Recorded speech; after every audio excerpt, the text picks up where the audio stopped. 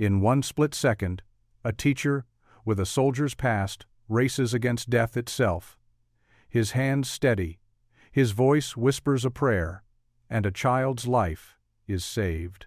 But just when the town hails him a hero, everything flips. A furious mother, a powerful company, and a policy that turns his courage into a crime. He saved her life, but now his own reputation, his job, and his son's future are on the line. Secrets, lies, and a dangerous cover-up threaten to destroy everything.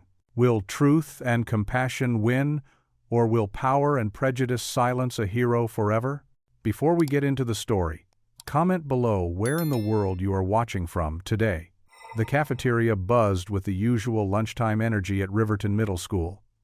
Teenage chatter and the clinking of plastic trays created a familiar symphony that Dan Ruiz had grown accustomed to during his years of lunch duty.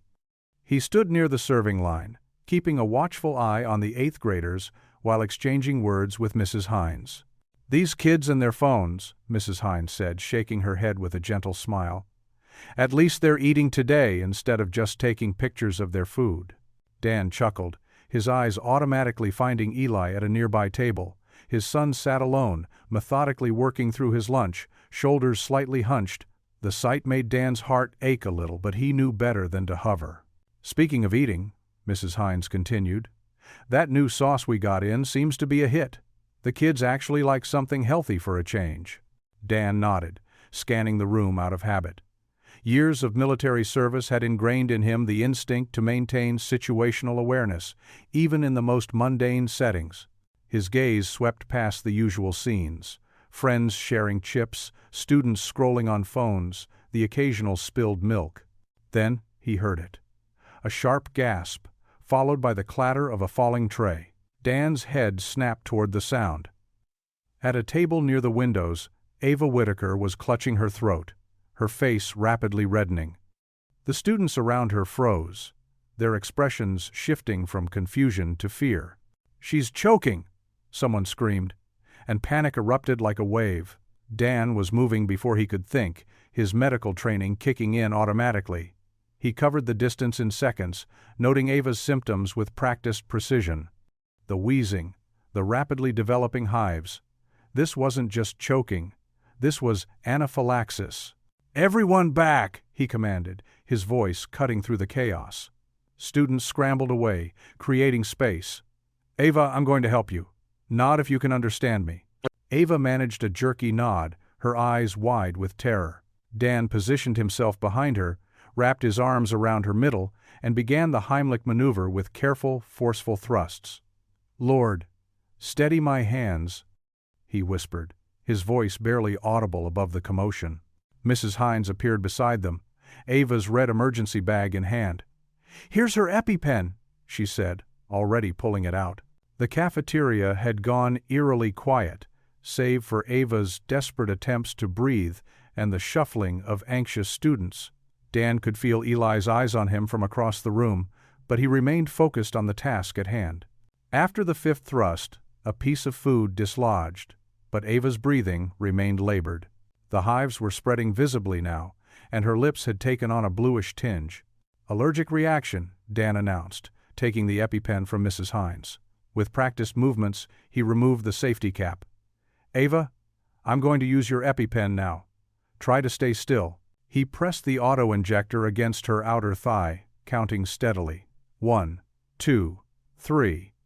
The click of the mechanism, releasing the epinephrine, seemed to echo in the silent cafeteria. Seconds ticked by like hours. Dan kept one hand on Ava's shoulder, monitoring her breathing while Mrs. Hines called the nurse's office. Gradually, the desperate wheezing eased into shaky but steady breaths. Color slowly returned to Ava's face, though she remained pale and trembling. "Thank you," she managed to whisper, her voice hoarse. The school nurse burst through the cafeteria doors with a wheelchair, followed by another staff member. Dan helped ease Ava into the chair, his movements gentle but assured. "You're going to be okay," he said softly, giving her hand a reassuring squeeze. "The nurse will take good care of you." As they wheeled Ava toward the nurse's office, the spell of silence broke. The cafeteria erupted in relieved murmurs and exclamations. Dan finally allowed himself to sink into a nearby chair, his shirt damp with sweat, his heart still racing from the adrenaline. Mrs. Hines appeared with a paper cup of water, which he accepted gratefully. "That was something else, Dan," she said quietly. "You knew exactly what to do." Dan took a long drink, his hands slightly shaky now that the crisis had passed. The water helped ground him back in the present, away from other memories of medical emergencies in very different settings. The afternoon sun cast long shadows across the school parking lot as Dan guided his weathered Honda toward home. In the passenger seat, Eli fidgeted with his backpack strap, his usual after-school silence replaced by nervous energy. "Dad?" Eli's voice was barely above a whisper. "Is Ava really going to be okay?" Dan glanced at his son, noting the worry etched across his young face. "Yes, buddy. The paramedics said she's stable. They took her to the hospital just to be extra careful." "It happened so fast." Eli's fingers twisted the fabric of his backpack. One minute she was eating lunch, and the next, he trailed off, his eyes distant. "That's usually how emergencies work," Dan said gently, turning onto their street. "But that's also why we train for them. Like when I was a medic, we practiced until the right moves became automatic." The car pulled into their modest driveway, and Dan noticed Mrs. Peterson from next door watering her flowers. She waved enthusiastically, which was unusual for their typically reserved neighbor. Inside their home, Dan went through their normal routine, setting his teacher's bag by the desk and hanging his keys on the hook. Eli disappeared upstairs to start his homework, still unusually talkative about the day's events. "Dad," Eli called down the stairs 20 minutes later. "You need to see this." Dan found his son hunched over his tablet, the screen displaying a social media video. His stomach tightened when he recognized the familiar setting of the school cafeteria. Someone had recorded the entire incident. The shaky footage showed Dan rushing to Ava's aid, his movements precise and calm despite the chaos around them. The video ended with Ava taking her first clear breath, and Dan's quiet prayer was barely audible in the background. "It's got thousands of views already," Eli said, scrolling through the comments. "Ms. Carter from the cafeteria posted it." Before Dan could respond, the house phone rang, a rare occurrence these days. It was followed immediately by his cell phone buzzing. Both devices continued their symphony as the evening progressed. "Dan, just saw you on Channel 5. His sister's voice burst through the speaker when he finally answered one call. "They're calling you a hero." Switching on the television, Dan caught the tail end of the local news segment. The headline banner made him wince. "CEO's daughter choked at school lunch. Single dad teacher knew exactly what to do." The reporter stood outside Riverton Middle School, relating how quick-thinking teacher Daniel Ruiz, an Army veteran and single father, saved the life of Ava Whitaker, daughter of Whitaker Foods CEO Margaret Whitaker, during a severe allergic reaction at lunch today. Eli appeared at his side, eyes wide with excitement. "Look what Jason sent me."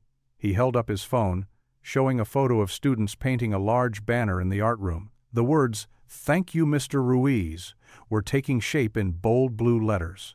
The phones kept ringing through dinner. Their neighbors dropped by with congratulations and casseroles, more food than their small refrigerator could hold. Dan answered each call and visitor with humble thanks, deflecting praise by emphasizing the importance of first aid training. "Time for bed, buddy," Dan said finally, noticing Eli fighting to keep his eyes open on the couch. The excitement of the day had worn them both out. "Everyone at school's going to talk about this tomorrow," Eli murmured as Dan tucked the blanket around him.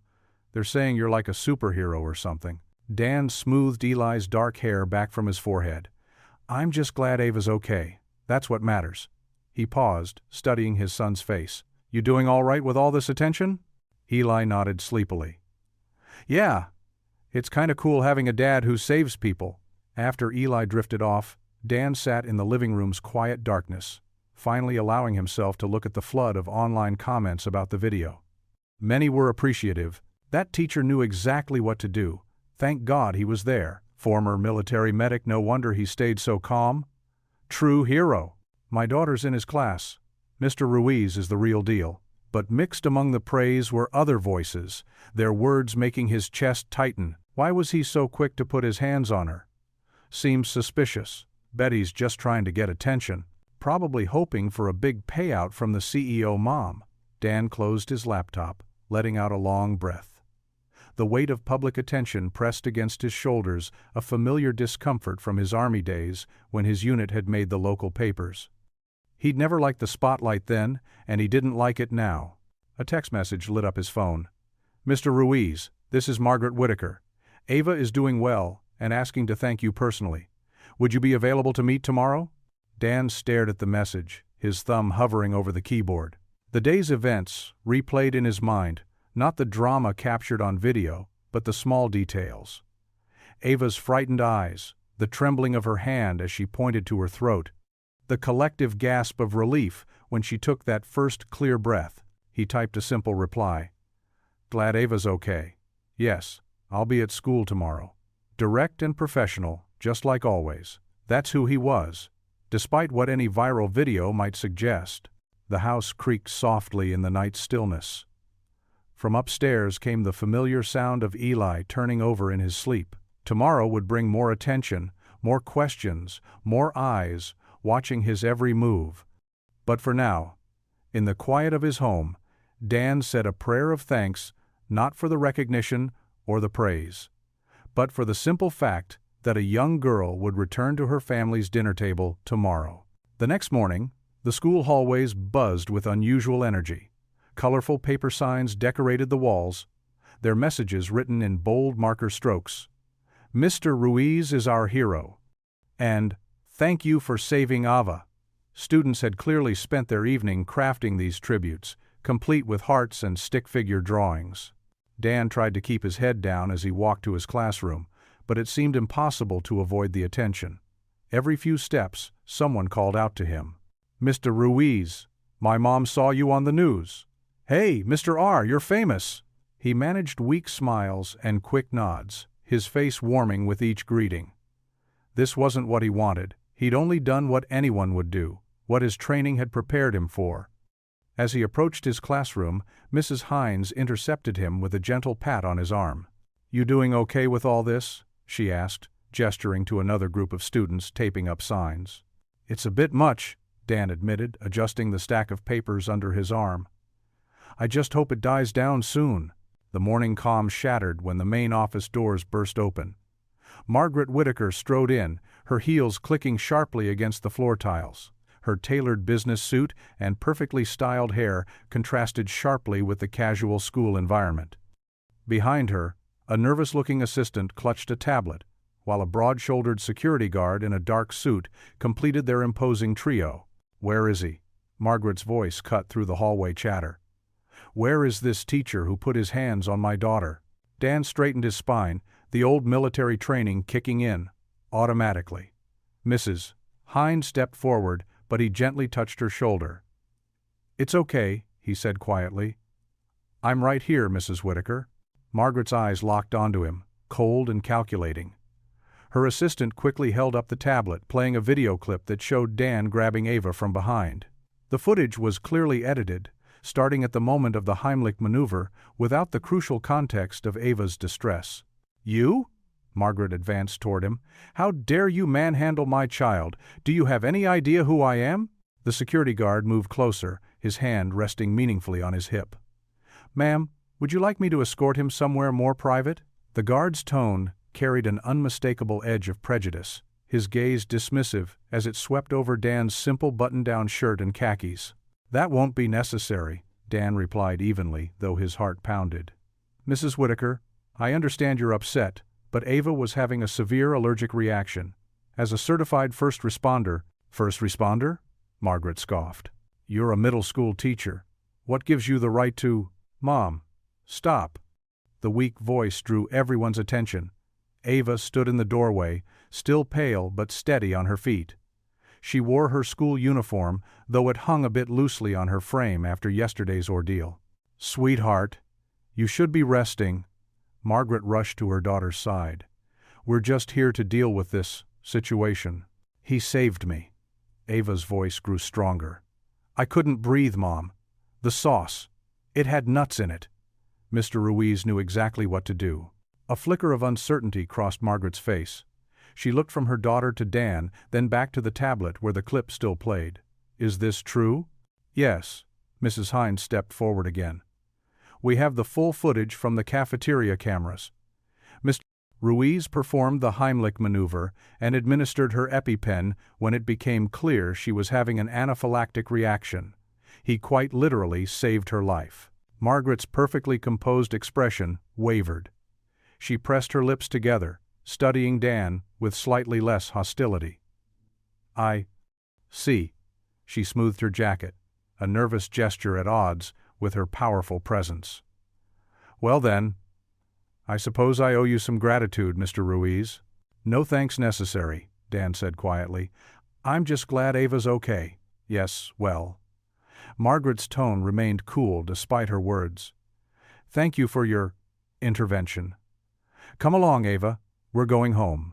But Mom, I have a test in— Not today. Margaret's tone brooked no argument. She wrapped an arm around Ava's shoulders, steering her toward the exit. The security guard positioned himself between them and Dan, as if he still posed some threat. Dan watched through the school's glass doors as Margaret guided Ava into a sleek, black limousine.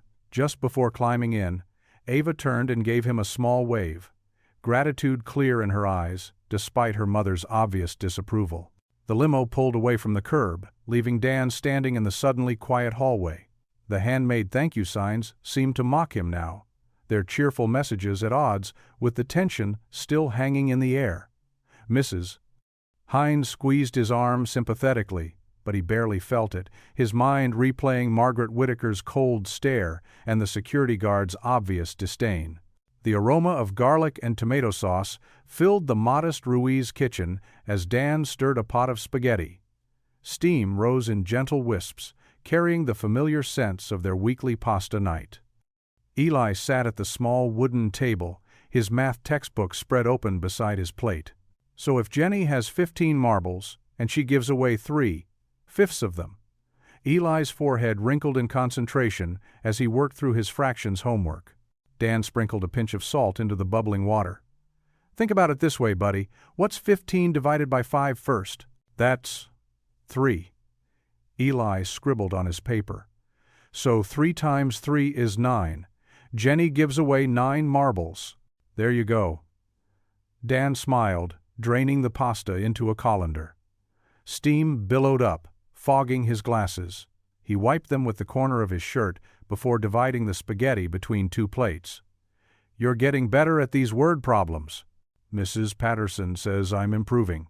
Eli beamed, closing his textbook as Dan set their dinner down.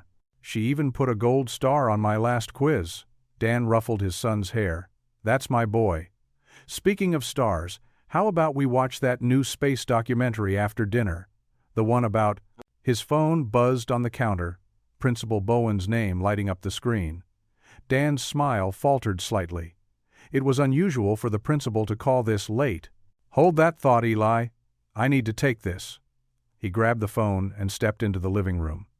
Hello? Dan. Principal Bowen's voice sounded strained. I hate to disturb your evening, but we need to discuss something urgent. A knot formed in Dan's stomach. What's going on, JT? The district office received several anonymous complaints today about yesterday's incident in the cafeteria. They're citing our no-touch policy. Dan sank onto the couch. No-touch policy? JT Ava was having a severe allergic reaction. She couldn't breathe. I know. Bowen sighed heavily. But you know how these policies work. They're meant to protect both students and staff from any inappropriate contact. There was nothing inappropriate about performing the Heimlich maneuver on a choking student. Dan's voice rose slightly before he caught himself, glancing toward the kitchen. Of course not. But some parents are suggesting you overstepped your authority, that you should have waited for the nurse, or called 911 first. She would have died, JT. Dan's fingers tightened around the phone. You know that. Every second counted. I understand completely. Bowen's tone grew apologetic. But the district has to follow procedure. They're launching an official investigation, and, Dan, I'm sorry, but effective immediately, You're being placed on administrative leave pending the results." The words hit Dan like a physical blow. "Administrative leave? But my students—" "We'll arrange for a substitute. It's temporary, just until the investigation concludes." Bowen paused. "Dan, off the record, this whole thing stinks. Someone's pushing buttons behind the scenes." A small gasp from the doorway made Dan turn. Eli stood there, his face pale, a fork still clutched in his hand. How much had he heard? "Dad?" Eli's voice quavered. Are you in trouble? JT, I need to go," Dan said quickly. "My son?" "Of course. We'll talk more tomorrow." "Dan, I'm truly sorry about this." Dan ended the call and held out his arms. Eli dropped the fork with a clatter and rushed into them, trembling slightly. "Are they firing you?" Eli's words came out muffled against Dan's shirt. "Is it because of what happened with Ava?" No, nothing like that." Dan hugged him close, trying to keep his voice steady. "The school just needs to look into some things. It's normal procedure." Eli pulled back, his eyes wet with unshed tears. "But I heard you say administrative leave. That's bad, isn't it? Like when Mrs. Peterson had to leave last year." Dan's heart ached. Of course Eli would remember that. The science teacher who'd been let go after parents complained about her teaching evolution. He should have taken the call in his bedroom, away from sensitive ears. "This is different," Dan assured him, though uncertainty gnawed at his gut. "I did what I had to do to help Ava. Sometimes doing the right thing means dealing with some tough questions afterward." "But what if they don't let you come back?" Eli's voice cracked. "We can't move again, Dad. I like it here. My friends are here. The robotics club." "Hey, look at me." Dan gently tilted Eli's chin up. "No one's talking about moving. We're staying right here in our home. Sometimes life throws us curves, but we're Ruizes. We handle them together, right?" Eli nodded slowly, but his lower lip still trembled. "Like when Mom." "Like always," Dan said quickly, pulling him close again. He couldn't bear to complete that thought. Not tonight. Not with this new weight pressing down on them both. "We'll get through this." He held his son tightly, trying to pour all his love and reassurance into the embrace. But as he stared over Eli's head at their family photos on the wall, Laura's smile frozen in time, Eli's first day of school, their fishing trip last summer, his eyes betrayed the fear he couldn't quite hide. The fear of losing not just a job, but the stability he'd worked so hard to build for his son after Laura's death. The spaghetti grew cold on their plates, forgotten in the face of this new uncertainty. The fluorescent lights hummed overhead in Riverton Middle School's staff room as teachers gathered for the morning meeting. Steam rose from ceramic mugs of coffee while colleagues chatted about lesson plans and upcoming tests. Dan sat quietly in his usual spot, reviewing homework assignments he'd graded the night before. Principal Bowen entered, her heels clicking against the linoleum floor. Her face was drawn, lacking its usual warmth. Behind her walked Mr. Patterson, the district's human resources representative, clutching a manila envelope. "Good morning, everyone," Principal Bowen announced. "Let's keep this brief. Please review the updated security protocols in your emails, and remember field trip forms are due Friday." She paused, then added with visible discomfort, "Mr. Ruiz, could you join Mr. Patterson and me in my office after this?" Dan's stomach tightened. He nodded, feeling the weight of concerned glances from his colleagues.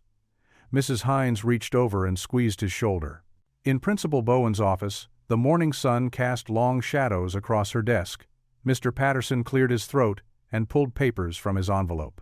"Due to recent events and pending investigation of policy violations, the district is placing you on immediate administrative leave," Mr. Patterson stated flatly. "This is standard procedure when reviewing incidents involving physical contact with students." Dan's hands trembled slightly as he accepted the documents. "I was saving her life," he said quietly. "We understand the circumstances," Principal Bowen interjected, her voice strained. "But with the complaints received, we have to follow protocol." The news spread through the school like wildfire. By third period, students were whispering in the hallways. Some defended their teacher fiercely. "Mr. Ruiz is a hero," Jessica Martinez declared during lunch. "My mom says anyone who thinks different is crazy." But other voices weren't so kind. In the cafeteria, where empty chairs still reminded everyone of yesterday's crisis, Dan overheard snippets of adult conversations as he packed up his classroom materials. Well, you never know these days. Shouldn't there be proper procedures? What was he thinking, grabbing her like that? The worst moment came when Dan passed the playground during recess. Eli sat alone on a bench, hunched over his lunch bag, while a group of boys circled nearby. "Hey, Ruiz!" called out Tommy Jensen, a 7th grader known for his sharp tongue. "Is it true you dared Whitaker to eat that sauce? My mom says your dad's in big trouble because of you." Eli's face reddened. "I didn't dare anybody," he mumbled. "Leave him alone," called out Mrs. Carson, the recess monitor, but the damage was done. Eli stuffed his uneaten lunch back into his bag. By afternoon, Dan had cleared out his desk. Photos of Eli, teaching certificates, and a small American flag from his Army service all went into a cardboard box. Each item felt heavier than it should. Through his classroom window, he could see parents picking up their children, some pointedly looking away when they spotted him. The final bell rang. Dan waited in his car for Eli, watching students stream out of the building. Some waved goodbye, while others hurried past, eyes downcast. When Eli finally emerged, his shoulders were slumped, his usually neat hair mussed, as if he'd been running his hands through it nervously. The drive home was thick with silence. Dan's knuckles whitened as he gripped the steering wheel, fighting the urge to punch something, anything. Beside him, Eli stared out the window, his backpack clutched protectively against his chest. Neither father nor son spoke as familiar streets passed by, each lost in their own worried thoughts. Traffic lights changed from red to green. Other cars moved around them. But inside their old Honda, time seemed frozen in a moment of uncertainty and fear. Dan glanced at his son's reflection in the window, seeing not just Eli's pain but echoes of another loss, one they'd worked so hard to move past. Now this. The steering wheel creaked under Dan's grip as they turned onto their street, the silence between them growing heavier with each passing moment. The kitchen felt smaller than usual as Dan worked at the stove, carefully flipping a grilled cheese sandwich. The butter sizzled against the pan, filling their modest home with a warm, comforting aroma. Eli sat at their worn wooden table, his homework spread out but untouched, watching his father with worried eyes. "Dad?" Eli's voice was barely above a whisper. "Are we going to have to move?" Dan's hand stilled on the spatula. He took a deep breath before turning to face his son. Eli's face held the same expression he'd worn after losing his mother, a mixture of fear and resignation that no 10-year-old should have to carry. "No, buddy, this is our home." Dan slid the golden brown sandwich onto a plate and placed it in front of Eli. "We're not going anywhere, but without your job." Eli picked at the crust of his sandwich. "We have savings," Dan assured him, though the knot in his stomach tightened. "And this will all get sorted out. Sometimes doing the right thing comes with hard choices, but that doesn't make it any less right." The doorbell's sharp ring cut through their conversation.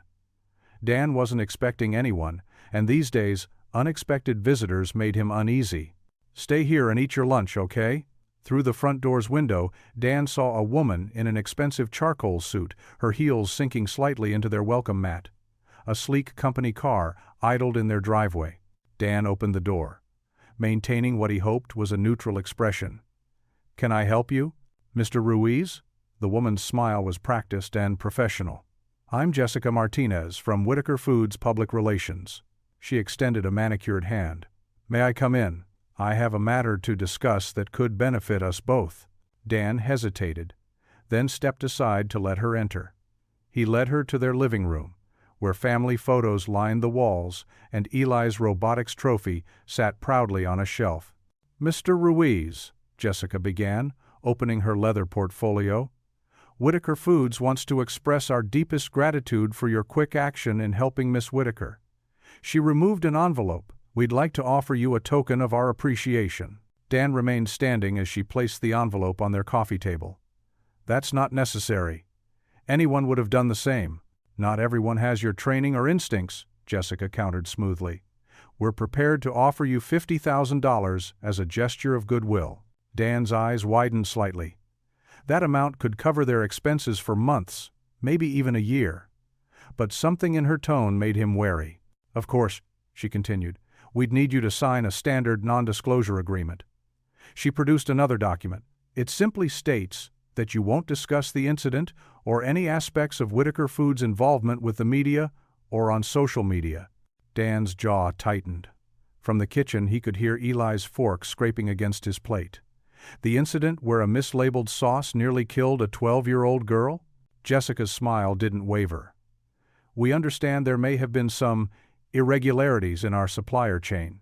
This agreement would help prevent any unnecessary panic while we conduct our internal review. Unnecessary panic, Dan repeated quietly. He thought of Ava's terrified eyes as she struggled to breathe, of the other children who might have allergies. I'm sorry, but I can't accept that. Mr. Ruiz? Jessica leaned forward, her voice dropping. You're currently suspended without pay. You have a son to support. This offer could make things much easier for both of you. What would be easier, Dan said, his voice firm but gentle, is if Whitaker Foods put this money toward better safety protocols in school cafeterias. He stood up. I appreciate the offer, but I'll have to decline. Jessica's professional mask slipped for just a moment, showing genuine surprise. She gathered her documents, tucking them back into her portfolio. I hope you understand that this offer is a one-time opportunity. I understand completely. Dan walked her to the door. Have a good day, Miss Martinez. After she left, Dan watched through the window as her car pulled away. He could feel Eli's presence behind him. Was that about the cafeteria? Eli asked softly. Dan turned and pulled his son into a hug. Yeah, buddy, but don't worry about it. Later that evening, after Eli had gone to bed, Dan sat alone on their front porch.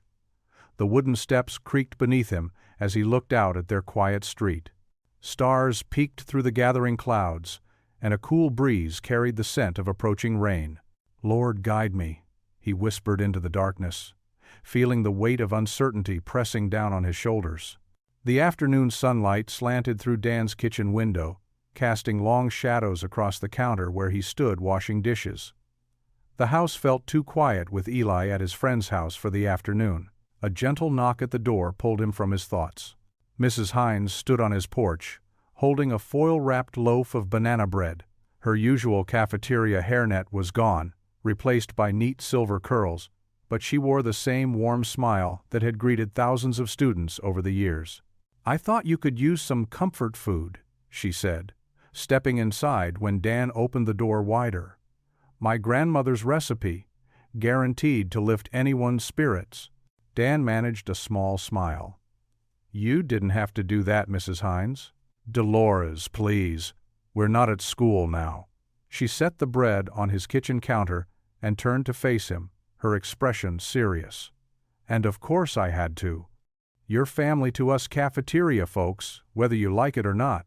Dan pulled out a chair for her at the small kitchen table, then sat across from her. The familiar scent of fresh banana bread filled the air between them. How's Eli holding up? Mrs. Hines asked, her eyes soft with concern. He's trying to be brave. Dan ran a hand through his hair. But I can tell he's scared. This morning he asked if we'd have to move. Mrs. Hines clicked her tongue sympathetically. That boy's been through enough already. She reached into her large purse and pulled out a manila folder. Which is partly why I'm here. There's something you need to see. She opened the folder and carefully extracted a piece of paper. I've been doing some digging through our delivery records. This is the vendor slip from the sauce delivery the day before the incident. Dan leaned forward to examine the paper. It was a standard delivery form, listing quantities and product codes. Look at the distributor information. Mrs. Hines pointed to the header. Safe Choice Foods. They're a subsidiary of Whitaker Foods, one of their smaller companies that specializes in allergen-free products. Dan's eyes narrowed as he read. But the sauce had peanut oil in it. Ava's reaction proved that. Exactly. Mrs. Hines tapped the paper meaningfully. I've been managing school cafeterias for 28 years. I know every regulation and requirement for allergen labeling. This sauce was certified nut-free, but clearly wasn't. Someone cut corners somewhere. Dan sat back, the implications hitting him. This could prove I was justified in intervening. Ava's reaction was real, caused by their mistake. More than that, Mrs. Hines said. It shows negligence at the corporate level, the kind that could have killed a child.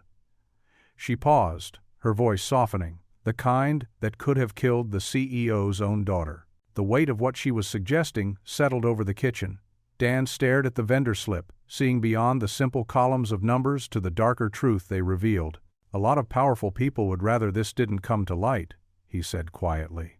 Mrs. Hines nodded. That PR fellow who visited you yesterday? I bet he knew exactly what he was trying to cover up with that hush money. Dan picked up the vendor slip, studying it more closely.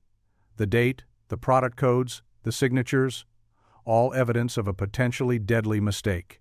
Evidence that could clear his name and reveal the truth about what really happened in that cafeteria. It could also make some very influential people very angry. Mrs. Hines watched him, her eyes knowing. I made copies, she said, just in case. But I thought you should have the original.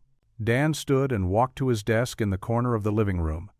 He pulled out a fresh folder, carefully placed the vendor slip inside, and tucked it away in the bottom drawer. Thank you, Dolores, he said, turning back to her. This means a lot. She stood, smoothing her skirt. Just promise me you'll be careful with that information. Some folks don't take kindly to having their mistakes exposed. The afternoon sun warmed the empty hallways of Riverton Middle School as Dan signed in at the front office. He felt strange writing parent volunteer instead of his usual staff signature, but he refused to let his suspension keep him from supporting Eli's robotics club. The receptionist gave him a sympathetic smile as she handed him the visitor badge. Room 204 hummed with the whir of small motors and excited chatter when Dan stepped inside. 8 students huddled around workstations, tinkering with their projects. In the far corner, Eli worked quietly beside Ava Whitaker, both focused on a small wheeled robot. Ms. Chen, the robotics teacher, brightened when she saw Dan. Mr. Ruiz, so glad you could make it. We could really use your help with the programming troubleshooting. Dan moved between the tables, helping students debug their code and adjust mechanical parts. He noticed how Ava kept her head down, her long dark hair hiding her face. She seemed to shrink whenever other students glanced her way. How's it going over here? Dan asked softly, approaching Eli and Ava's table. Eli looked up with a small smile. The wheels keep getting stuck, Dad. We can't figure out why. Dan pulled up a chair, careful to give Ava plenty of space. Mind if I take a look? Ava nodded without meeting his eyes. Her fingers fidgeted with the medical alert bracelet on her wrist. See? If we adjust the gear ratio here, Dan demonstrated, it might help with the torque issue. He guided them through the modification, speaking in the same calm, steady voice he used in his classroom. It works, Eli exclaimed, as their robot rolled smoothly across the table. A hint of a smile crossed Ava's face. She finally looked up at Dan. Thank you, she said quietly. Not just for this, for, the other day. Dan's heart ached at the fear still lingering in her voice. You're welcome, Ava. That's what teachers are here for, to help keep you safe and learning. The classroom door opened, and Margaret Whitaker strode in, her heels clicking against the linoleum floor. The room fell silent. Dan noticed how Ava's shoulders immediately tensed. But Margaret paused, taking in the scene before her. Her perfectly composed expression flickered as she watched Dan return to helping another student, his manner gentle and patient as he explained a coding concept. Mom, Ava called softly. Is it time to go already? Margaret checked her watch, then glanced at the half-finished robot. I'm a bit early. Perhaps you could show me what you're working on. Surprise flashed across Ava's face. She straightened slightly. Really? Margaret pulled up a chair, careful not to wrinkle her tailored suit. Dan pretended to focus on helping nearby students, but he noticed how Margaret's usual sharp expression softened as Ava explained their project. And Mr. Ruiz just showed us how to fix the wheels, Ava added, her voice growing more confident. Now it moves perfectly. Margaret's eyes met Dan's across the room. Something shifted in her gaze, a crack in the armor of her previous judgment. She watched as he high-fived a student who successfully programmed their robot to follow a line. 5 minutes until cleanup, Miss Chen announced. Margaret stood, smoothing her skirt. Time to go, Ava. Do you need help carrying anything? Ava carefully packed her notebook and components into her backpack. As they headed for the door, Margaret paused. Mr. Ruiz, she said, her voice carefully neutral. Thank you for helping with the robotics club. Dan nodded. They're great kids, all of them. Through the classroom window, Dan watched Margaret guide Ava to their waiting car. As they pulled away, he caught Margaret's gaze in the rearview mirror. The usual ice in her expression had melted into something more complicated, uncertainty, perhaps even regret. Dad? Eli's voice brought Dan back to the present. Can you help us clean up? Dan turned back to his son, squeezing his shoulder. Of course, buddy. Let's get everything put away properly. The church basement buzzed with chatter and laughter as families arrived with steaming dishes. Warm light from old fixtures cast a cozy glow over long folding tables draped in checkered cloths. Pastor Lila stood by the entrance, greeting everyone with her gentle smile and a clipboard for labeling allergens in each dish. Dan, Eli, I'm so glad you made it, she called out, wrapping them both in a quick hug. The scent of garlic and cheese wafted from her famous 3-cheese casserole on the counter behind her.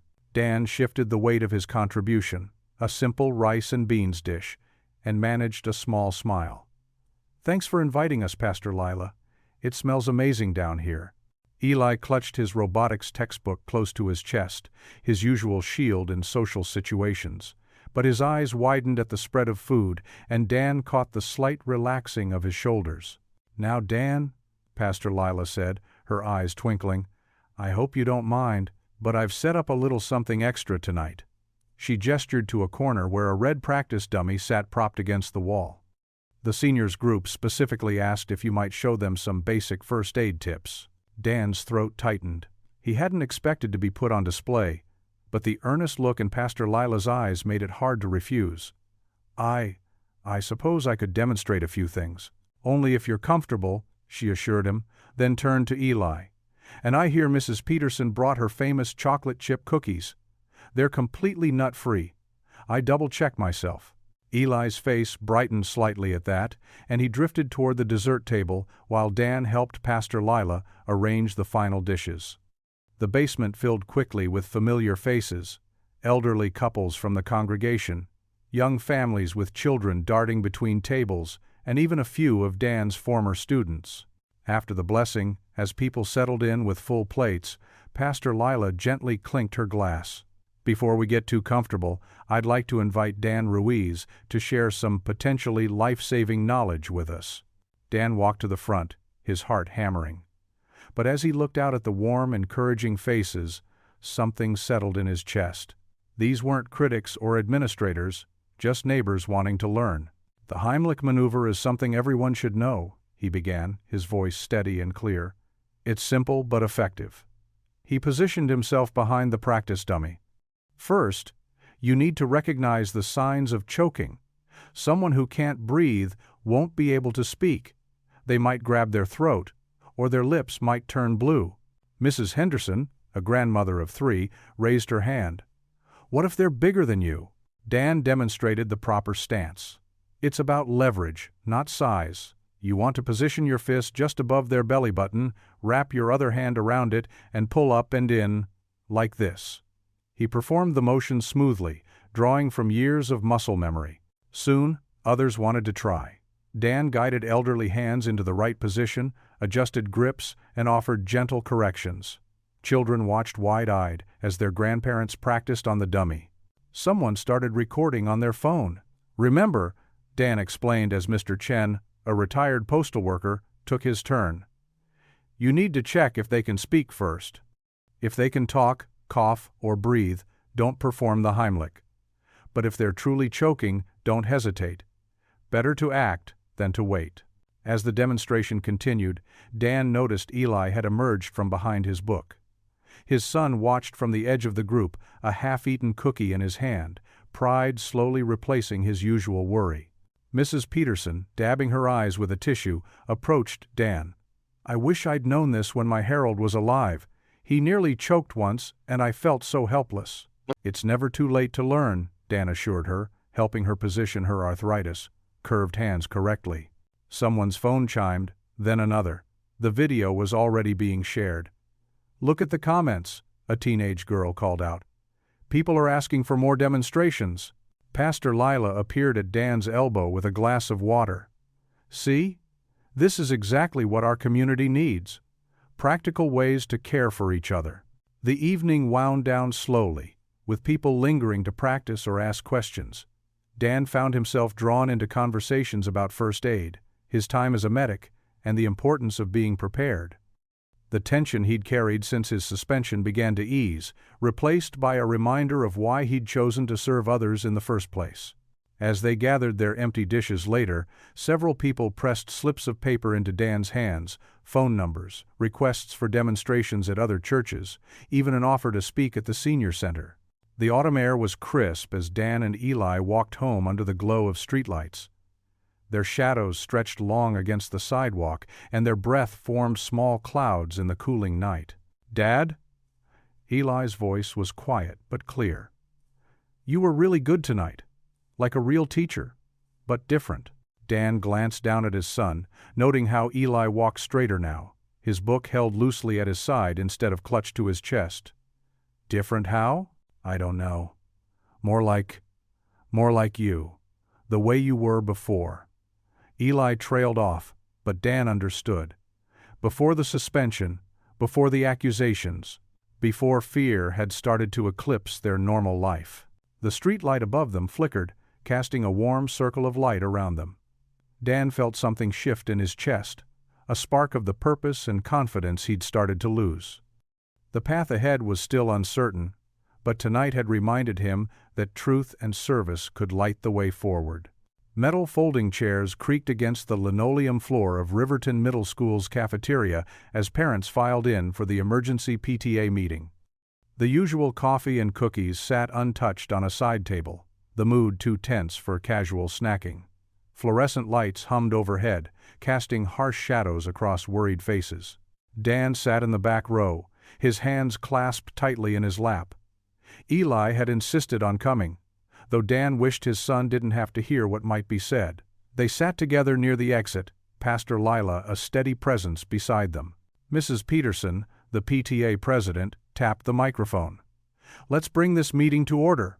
We're here to discuss recent events and the district's policies regarding student safety." A well-dressed woman in the front row shot up her hand. "I'll start. My daughter came home terrified after what happened. We need stricter boundaries between teachers and students." Murmurs rippled through the crowd. Another parent stood, his face flushed. "Exactly. There are proper channels. What if that teacher had made things worse? We can't have people taking matters into their own hands." "People?" Pastor Lila's normally gentle voice carried a sharp edge. "You mean a trained Army medic who saved a child's life?" "Well," a man in a golf shirt cleared his throat. "We need to consider the appropriate cultural fit for our school. Some teachers might not understand our community's standards." Dan felt his jaw tighten. The coded language wasn't subtle. Eli pressed closer to his side, trembling slightly.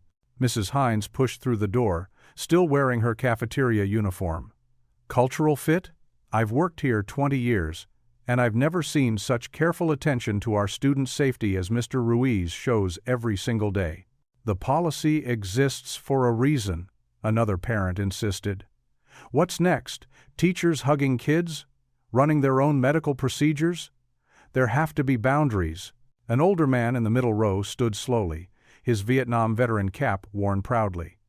"Son, let me tell you about boundaries. When you're bleeding out in a field hospital, you don't check the medic's paperwork. You thank God for those trained hands."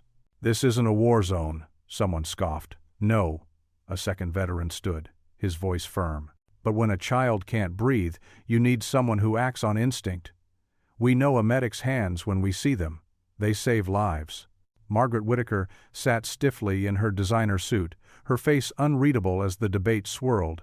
She hadn't spoken a word, but her eyes kept drifting to where Ava sat with the other kids, playing a quiet card game. "The liability issues alone," began a lawyer, type in the third row. "Liability?"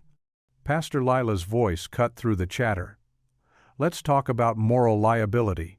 What happens when we tell good people not to help? When we let fear of lawsuits override basic human compassion? A young mother bounced her baby while speaking up. My Jimmy has severe allergies. Knowing Mr. Ruiz is trained in emergency response helps me sleep at night. But there are proper procedures, someone started. Procedures don't save lives in split seconds, Mrs. Hines interrupted. I was there. That girl had seconds, not minutes. Mr. Ruiz didn't hesitate. He just acted. In the back, Eli's small voice surprised everyone. My dad saves people. That's who he is. In Afghanistan, here, it doesn't matter where, he just helps. The room fell silent. Dan squeezed his son's shoulder, his throat tight with emotion. A school board member stood, adjusting his tie nervously. While we appreciate Mr. Ruiz's initiative, we must consider the precedent this sets. The precedent of saving lives? Pastor Lila's question hung in the air. Perhaps that's exactly the precedent we need. More veterans stood, forming a quiet wall of support. Parents who had been nodding along with the critics began to look uncertain. The weight of military experience and moral clarity seemed to shift the room's energy. Mrs. Peterson cleared her throat. Perhaps we should table this discussion until we have more information about the incident. About what incident? Pastor Lila's voice was steel wrapped in velvet. The one where a teacher saved a student's life? That incident is crystal clear to anyone with eyes to see and a heart to feel. The meeting dissolved into smaller arguments, but the tide had turned. Critics found themselves facing not just Dan's supporters, but the moral weight of their own arguments. As parents began gathering their things, Margaret remained seated, watching Dan comfort Eli. Her perfectly manicured hands gripped her designer purse, knuckles white. The distance between her front row seat and Dan's back row position seemed to represent more than just physical space. The cafeteria emptied slowly, chairs scraping, and conversations continuing in heated whispers. Dan guided Eli toward the exit, Pastor Lila's hand steady on his back. Through the glass doors, the parking lot lights cast long shadows across the asphalt. Margaret stood by her luxury car, keys dangling forgotten in her hand. Her eyes followed Dan's figure, her expression a complex mixture of guilt and what looked surprisingly like pride. She made no move to leave, just stood watching as Dan helped Eli into their old pickup truck, the same careful hands that had saved her daughter now buckling his son's seatbelt. Dan stared at his phone screen in disbelief.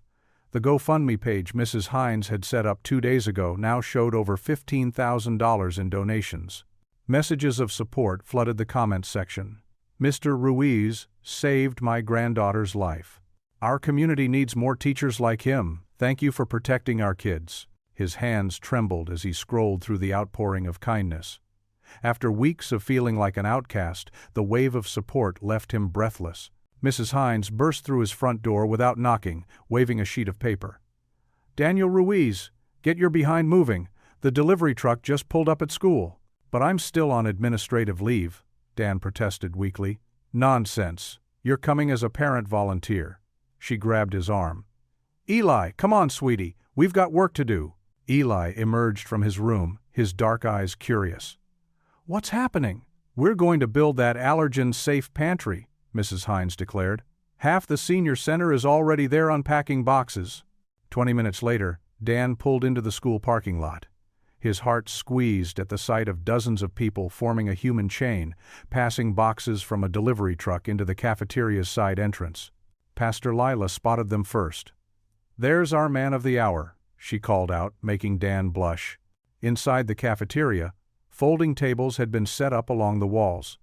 Seniors from the community center worked alongside students, carefully arranging allergen-free snacks, drinks, and meal supplies. Look, Dad.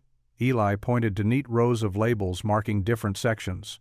Nut, free, gluten, free, dairy, free. Mrs. Hines had thought of everything. She directed traffic like a seasoned conductor, making sure every item found its proper place. Those fruit cups go on the left, Martha. Jimmy, careful with those juice boxes. Dan felt a lump in his throat watching elderly volunteers teaching middle schoolers about reading ingredient labels. This was what community looked like, people coming together, looking out for each other. "Mr. Ruiz!" A small group of his former students waved from where they were stocking shelves. "Can you help us organize these?" As Dan moved to join them, he noticed Eli hanging back, uncertain. "Want to help, buddy?" Eli nodded and followed his father. Together they sorted through boxes of safe snacks, checking expiration dates and arranging items neatly. Dan watched his son slowly relax as they worked, his shoulders losing their usual tension. "Dad, look at this." Eli held up a package. "These are those cookies Mom used to get me, the ones that were safe for my friend Jake who had allergies." The memory hit Dan like a physical touch. Sarah had always been so careful about making sure Eli could share treats with his friends who had dietary restrictions. His throat tightened. But before sadness could take hold, something magical happened. One of the seniors dropped a box of paper towels, sending rolls bouncing across the floor. Students scrambled to catch them, crawling under tables and chairs. Eli got caught up in the chaos, chasing a runaway roll that somehow ended up behind the milk cooler. And then, the sound Dan hadn't heard in so long filled the cafeteria. Eli's laugh. Pure, unrestrained, joyful laughter as he emerged dusty but triumphant with the paper towel roll held high. Dan froze, the sound washing over him like warm sunshine. Other parents turned to smile, clearly catching the significance of the moment. Mrs. Hines dabbed at her eyes with her apron. The work continued throughout the afternoon. Community members dropped by with additional donations, fresh fruit, safe snacks, new storage containers. Each delivery was met with cheers and helping hands. By late afternoon, the pantry had transformed from an idea into reality. Neat shelves lined the walls, stocked with clearly labeled, safe options for any student with dietary restrictions. A new refrigerator hummed quietly in the corner, ready to store perishables. "This is better than I ever imagined," Mrs. Hines said softly, standing beside Dan as they surveyed their work. "Look at what love built." Eli was still helping, showing younger students how to check labels properly, just like his mother had taught him. His face glowed with purpose. As the volunteers began to leave, Dan found a quiet corner of the cafeteria. He knelt down, overwhelmed by gratitude. "Thank you, Lord," he whispered, his voice rough with emotion. "Thank you for this moment of joy." Through his closed eyes, he could still hear Eli's laughter echoing in his heart. The Monday morning sun barely peeked over the horizon as Dan packed Eli's lunch in their modest kitchen. He carefully wrapped the turkey sandwich in wax paper, in the way Eli liked it, and tucked in a small note, "Proud of you, buddy. Love, Dad." These little rituals helped keep them going through tough times. The hollow thud of the newspaper hitting the front porch drew his attention. Dan wiped his hands on a dish towel and walked to the door, the old floorboards creaking beneath his feet. The crisp morning air nipped at his face as he bent to retrieve the paper. His heart stopped when he saw the headline splashed across the front page. "Suspended teacher accused of bringing unauthorized food to school cafeteria." Below it was a grainy photo of him from the day of the incident with Ava. Dan's hands trembled as he read further. The article cited an internal memo allegedly showing he had brought outside food into the cafeteria. A clear violation of school policy. But that wasn't true. He hadn't brought any food that day. He never did. The phone rang, making him jump. It was Principal Bowen. "Dan, I'm sorry to do this over the phone, but given the circumstances." Her voice was strained. "The board has reversed its decision about your reinstatement. There will be a termination hearing next week." Dan gripped the kitchen counter. "This memo they're talking about, it's false. I never brought any food." "I know, Dan. But with the public pressure."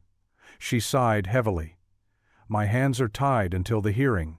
After hanging up, Dan heard Eli's footsteps on the stairs. He quickly folded the newspaper and stuffed it in a drawer. His son didn't need to see that. "Morning, Dad," Eli mumbled, sliding into his usual seat at the breakfast table. Dan forced a smile. "Hey, buddy, ready for school?" The drive to school was quiet. Dan watched Eli trudge up the steps, shoulders hunched under his backpack. He wanted to call him back, to protect him from whatever the day might bring, but he knew he couldn't. Hours later, his phone buzzed with a call from the school nurse. "Mr. Ruiz? There was an incident at recess." "Eli's okay, but—" Dan was already grabbing his keys before she finished speaking. He found Eli sitting in the nurse's office, holding an ice pack to his cheek. An angry bruise was forming under his eye. The sight made Dan's stomach clench. "What happened, son?" Eli wouldn't meet his eyes. The nurse explained that another student had punched him during recess. When pressed, Eli finally spoke, his voice barely above a whisper. "Tommy said I'm the reason you're gonna get fired, that I probably dared Ava to eat that sauce too." His lower lip trembled. "He said nobody wants us here anymore." Dan knelt beside his son, careful not to touch the bruised cheek. "Eli, none of this is your fault. None of it." But Eli was crying now, tears running down his face. "If we hadn't moved here after Mom died, if I wasn't so quiet all the time, maybe people would like us better." The words hit Dan like physical blows. He signed Eli out for the rest of the day, leading him gently to the car. The ride home was filled with muffled sniffles from the passenger seat. At home, Dan made hot chocolate, their comfort drink, while Eli curled up on the couch, looking small and lost. The bruise on his cheek was darkening, a visible reminder of how their world was crumbling. "Can we move?" Eli asked suddenly. "Start over somewhere else." Dan's throat tightened. "This is our home, son. We can't let fear drive us away." But after Eli went upstairs to lie down, Dan sat heavily at the kitchen table. He put his head in his hands, feeling the weight of everything pressing down on him. The false memo, the termination hearing, his son's tears. It was all too much. The afternoon light slanted through the kitchen windows, casting long shadows across the table where they'd shared so many meals, so many conversations. Now it felt like a battlefield where they were losing ground. His fingers brushed against the drawer where he'd hidden the newspaper. The accusations in black and white seemed to mock him. Someone had deliberately forged that memo, determined to destroy not just his career, but his entire life here. And now they were hurting his son too. Dan stayed there at the kitchen table, head bowed, shoulders slumped, feeling more alone than he had since his wife's death. The quiet of the house pressed in around him, broken only by the occasional creak of the old walls and the distant sound of Eli's muffled crying upstairs. The fluorescent lights hummed overhead as Dan stood in his classroom doorway. The room felt hollow now, like an empty shell of what it had been just days ago. Where student artwork and science fair projects once brought the walls to life, only faded rectangles and loose staples remained. His shoulders slumped as he walked to his desk, each step echoing in the silent room. He pulled a cardboard box from behind his desk and began the painful task of packing away 8 years of teaching memories.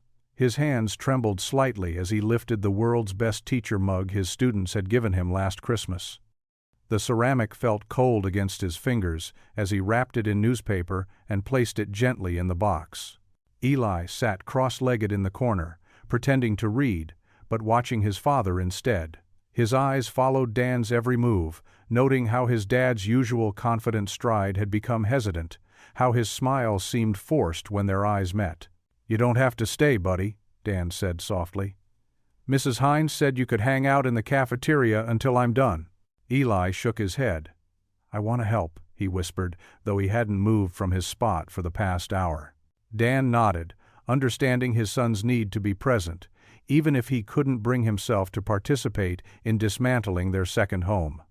He continued working methodically, removing family photos from his desk, stacking textbooks, and collecting the emergency supplies he'd always kept in his bottom drawer. A gentle knock interrupted the heavy silence. Pastor Lila stood in the doorway, holding a covered casserole dish. Her kind eyes took in the scene, the bare walls, the boxes, the defeated slump of Dan's shoulders. "Thought you might need some sustenance," she said, setting the dish on an empty student desk. The smell of cheese and potatoes wafted through the room. "My grandmother's recipe. She always said food feeds more than just the body." Dan managed a weak smile. "You didn't have to, Pastor." "Oh, but I did," she replied, pulling up a chair. She reached into her pocket and withdrew a small worn piece of paper. "Been carrying this verse with me for 30 years. Thought you might need it today." Dan accepted the paper, his eyes scanning the familiar words about finishing the race. His throat tightened as Pastor Lila's gentle voice filled the room. "Sometimes the hardest part isn't starting the race, son. It's keeping going when the path gets rocky." She glanced at Eli, who had finally closed his book. "You've got more people in your corner than you know." Dan sank into his chair, the weight of everything pressing down on him. The forged memo, the termination hearing, the whispers in the hallways. He closed his eyes, and for the first time since this nightmare began, he let his guard down completely. "Lord," he whispered, his voice rough with emotion, "I'm not asking for victory.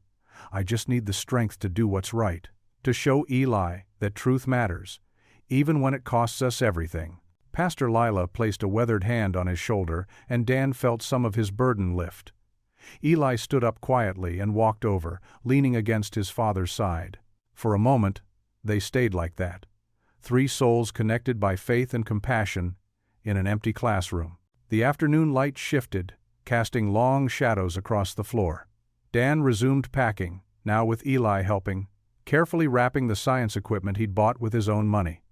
Pastor Lila moved around the room, boxing up books and supplies with quiet efficiency.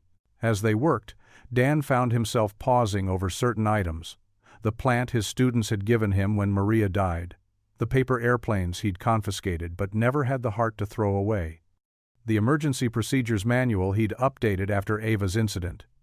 Each object held a story, a moment, a piece of his heart. Eli picked up a faded photograph from the last box. It showed Dan in his Army medic uniform, kneeling beside a group of children in Afghanistan. "Dad," he said softly, "you were helping people even back then." Dan took the photo, remembering that day, how scared those kids had been, how their trust had grown as he treated their minor injuries and shared his water. He'd joined the Army to serve, became a teacher for the same reason. Now here he was, packing up his classroom because he'd followed that same instinct to help. The sun was setting when they finally finished. 3 neat boxes sat by the door, containing 8 years of memories and dedication. Pastor Lila had left earlier, promising to keep them in her prayers and leaving behind the still warm casserole. Dan stood in the middle of his classroom one last time. The walls that had witnessed countless lessons, laughter, and learning now stood bare and accusatory. His hand rested on his desk, the same desk where he'd graded papers late into the night, where he'd counseled struggling students, where he'd eaten lunch with Eli on difficult days. Eli watched his father, his young face serious and sad. He understood more than Dan realized, about sacrifice, about standing up for what's right, about the cost of being different in a world that preferred conformity. With a heavy heart, Dan reached for the light switch. The fluorescent lights flickered off, leaving only the golden glow of sunset streaming through the windows. He placed his key in the lock, the metal cold against his fingers. The door closed with a soft click that echoed through the empty hallway. Ava's socks made no sound on the polished marble floors of the Whitaker estate as she crept down the hallway toward her mother's home office. Her heart thumped against her ribs, but she forced herself to move steadily, carefully. The mansion was quiet except for the distant sound of Margaret's voice drifting up from the first floor, where she was on yet another business call. The heavy wooden door to the office stood slightly ajar. Ava slipped inside, her hands shaking as she made her way to her mother's oversized desk. The afternoon sun streamed through floor-to-ceiling windows, casting long shadows across the Persian rug.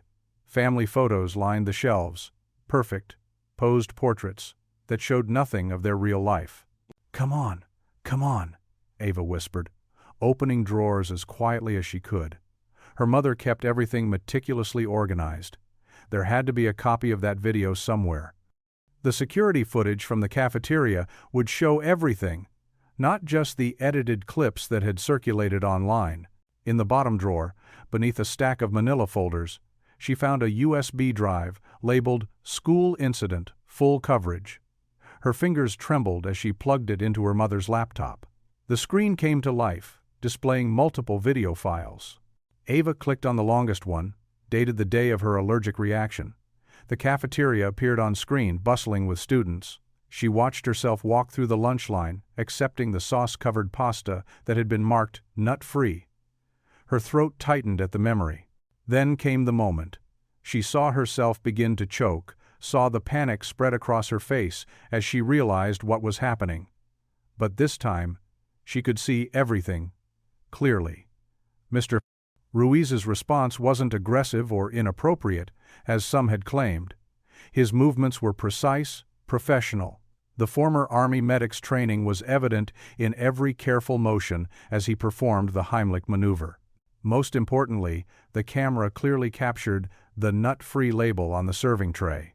There was no mistake. The school hadn't been negligent. The sauce itself had been mislabeled before it ever reached the cafeteria. "Ava?" Margaret's voice called from downstairs. "Where are you, sweetheart?" Ava's heart jumped, but she didn't move. Instead, she called out, "Mom, can you come up here, please?"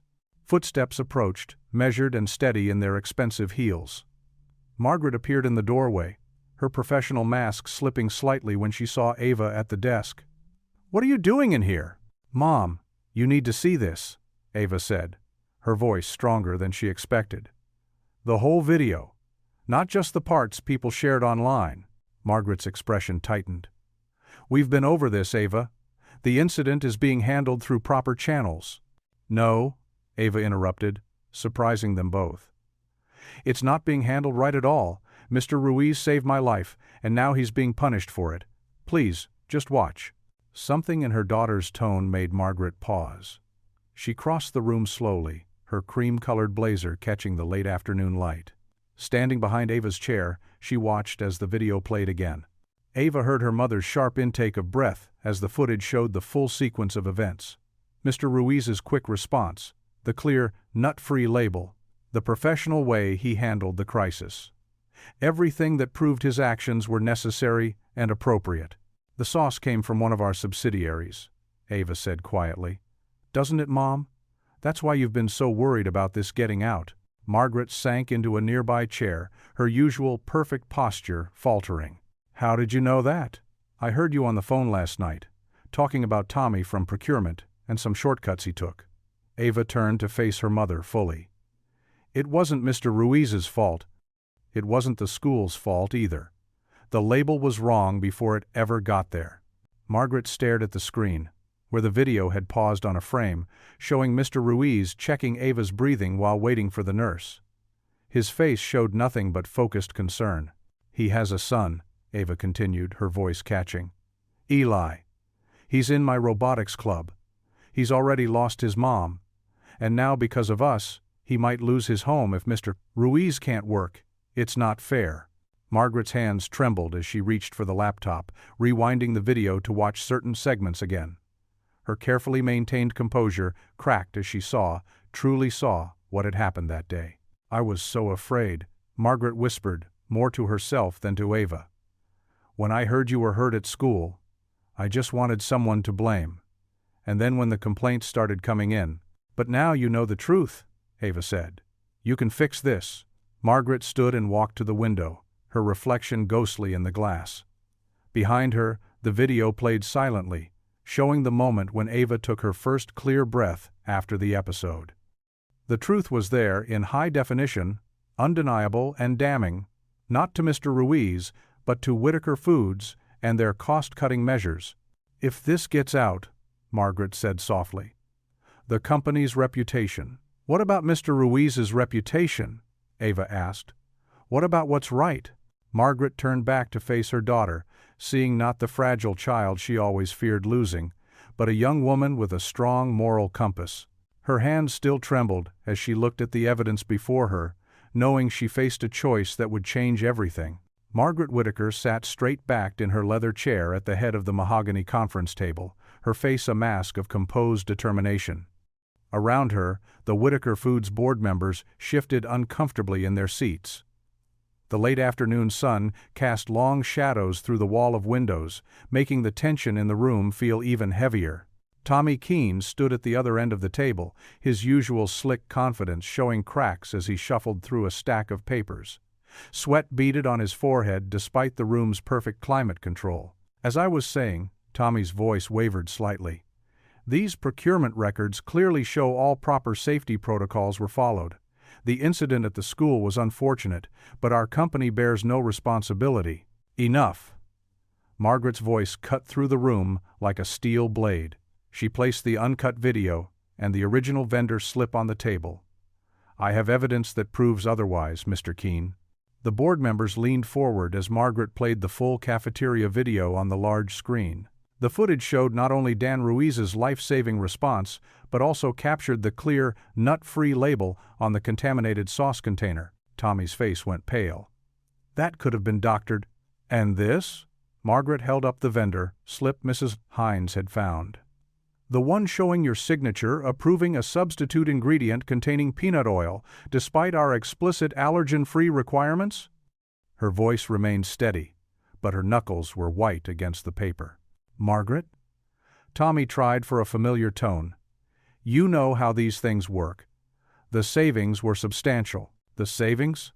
Margaret stood slowly, her chair scraping against the floor. My daughter nearly died, Mr. Keene. A child nearly died because you cut corners to pad your procurement bonuses. One of the board members cleared his throat. Perhaps we should discuss this in private. No. Margaret's word echoed in the silent room. No more private discussions. No more cover-ups. She turned to Tommy, her eyes hard. You're fired. Effective immediately. Security will escort you out. Tommy's face twisted. You can't do this. I know things about this company. Try me. Margaret's voice was ice. I've already instructed our legal team to prepare full disclosures of all safety violations under your supervision. We will face the consequences openly and honestly. As security officers appeared in the doorway, Tommy gathered his papers with shaking hands. You'll regret this, Margaret. The stockholders will learn that Whitaker Foods is finally choosing integrity over profit margins. Margaret watched as Tommy was led out, then turned to address the board. Tomorrow morning, I will testify at Daniel Ruiz's hearing. I will take full responsibility for our company's negligence and clear his name. The boardroom erupted in protests. The liability, our stock prices. Think about your position. Margaret raised her hand for silence. I've thought about nothing else since watching my daughter struggle to breathe. Mr. Ruiz saved her life while we endangered it. I'm done playing it safe. She gathered her papers, her movements precise despite the trembling she felt inside. I've prepared statements for the press and our major shareholders. My testimony tomorrow will be televised. We can weather this storm by doing the right thing, or we can sink trying to hide from it. Those are our only options now. The board members exchanged glances, knowing that tone in Margaret's voice. She had built this company with that same determination. Now she would risk it all to protect what really mattered. As Margaret walked out of the boardroom, her heels clicking against the marble floors, she found Ava waiting in the hallway. Her daughter's eyes were bright with unshed tears. You did it, Ava whispered. You really did it. Margaret felt her carefully maintained composure crack. I should have done it sooner. I'm so sorry, sweetheart. Ava threw her arms around her mother's waist, burying her face in Margaret's silk blouse. Margaret froze for a moment, then slowly wrapped her arms around her daughter. When was the last time they had hugged like this? Years, probably. She had always been too busy, too focused on the next meeting, the next deal. I'm proud of you, Mom. Ava murmured against her shoulder. Margaret held her daughter tighter, remembering how close she had come to losing her. All her success, all her power, meant nothing compared to this moment. Later that night, after Ava had gone to bed, Margaret sat in her home office, staring at her phone. The clock on her desk showed 11:42 p.m. Finally, she picked up the receiver and dialed a number she had memorized from the school directory. It rang 3 times before a tired voice answered. Hello? Mr. Ruiz? This is Margaret Whitaker. She paused, choosing her words carefully. I want you to know that tomorrow, I'll stand with you. The school board room buzzed with tension as people packed themselves shoulder to shoulder along the wooden benches. Television cameras lined the back wall, their red lights blinking steadily. Sunlight filtered through tall windows, casting long shadows across the polished floor. Dan Ruiz sat at a small table near the front, his hands clasped tightly in his lap to hide their trembling. Next to him, Eli kept glancing nervously at the crowd, his small shoulders hunched under his good shirt and tie. Pastor Lila sat directly behind them, occasionally reaching forward to squeeze Dan's shoulder in silent support. Board President Stevens called the hearing to order with 3 sharp raps of his gavel. "We're here today to review the case of Daniel Ruiz concerning events at Riverton Middle School on April 15th. The first witnesses came forward one by one. Mrs. Hines approached the podium, her gray hair neatly pinned back, wearing her cafeteria uniform with pride. She held up a manila folder. "I've managed that lunchroom for 22 years, she said firmly. "This vendor slip shows the sauce was labeled allergen-free, but testing proved it contained peanut oil. That's not Mr. Ruiz's fault. That's corporate negligence." She laid the evidence on the board's table, her hand steady and sure. 3 veterans came next, still ramrod straight in their military dress uniforms despite their gray hair. Colonel Matthews, who'd served in the same medical unit as Dan, spoke for them all. "I've seen Ruiz's hands save lives under fire," he said, his voice gravelly with emotion. "Those same steady hands saved a young girl here. You don't punish a man for doing what he's trained to do, you thank him." Dan blinked hard, remembering long nights in dust-filled medical tents, the weight of responsibility on young shoulders. Eli reached over and slipped his small hand into his father's larger one. A stir went through the crowd as Margaret Whitaker approached the podium next. Her usual power suit was gone, replaced by a simple blouse and skirt. She gripped the podium with both hands, her knuckles white. "I owe this community an apology," she began, her voice carrying clearly through the hushed room. "Whitaker Foods, my company, cut corners on safety protocols. We mislabeled that sauce. Our negligence nearly cost my daughter her life." She turned to face Dan directly. "Mr. Ruiz didn't violate policy, he upheld the highest duty of care. He saved my child when our failures put her at risk." She produced a USB drive. This contains the complete, unedited video of the incident, showing both Mr. Ruiz's appropriate response and the mislabeled tray. "I've already initiated a full product recall and implemented new safety measures. Additionally, Whitaker Foods will establish a fund for allergen safety training in all district schools." A murmur ran through the crowd. Dan sat very still, hardly daring to breathe. Eli squeezed his hand tighter. "There's one more person who wishes to speak," Board President Stevens announced.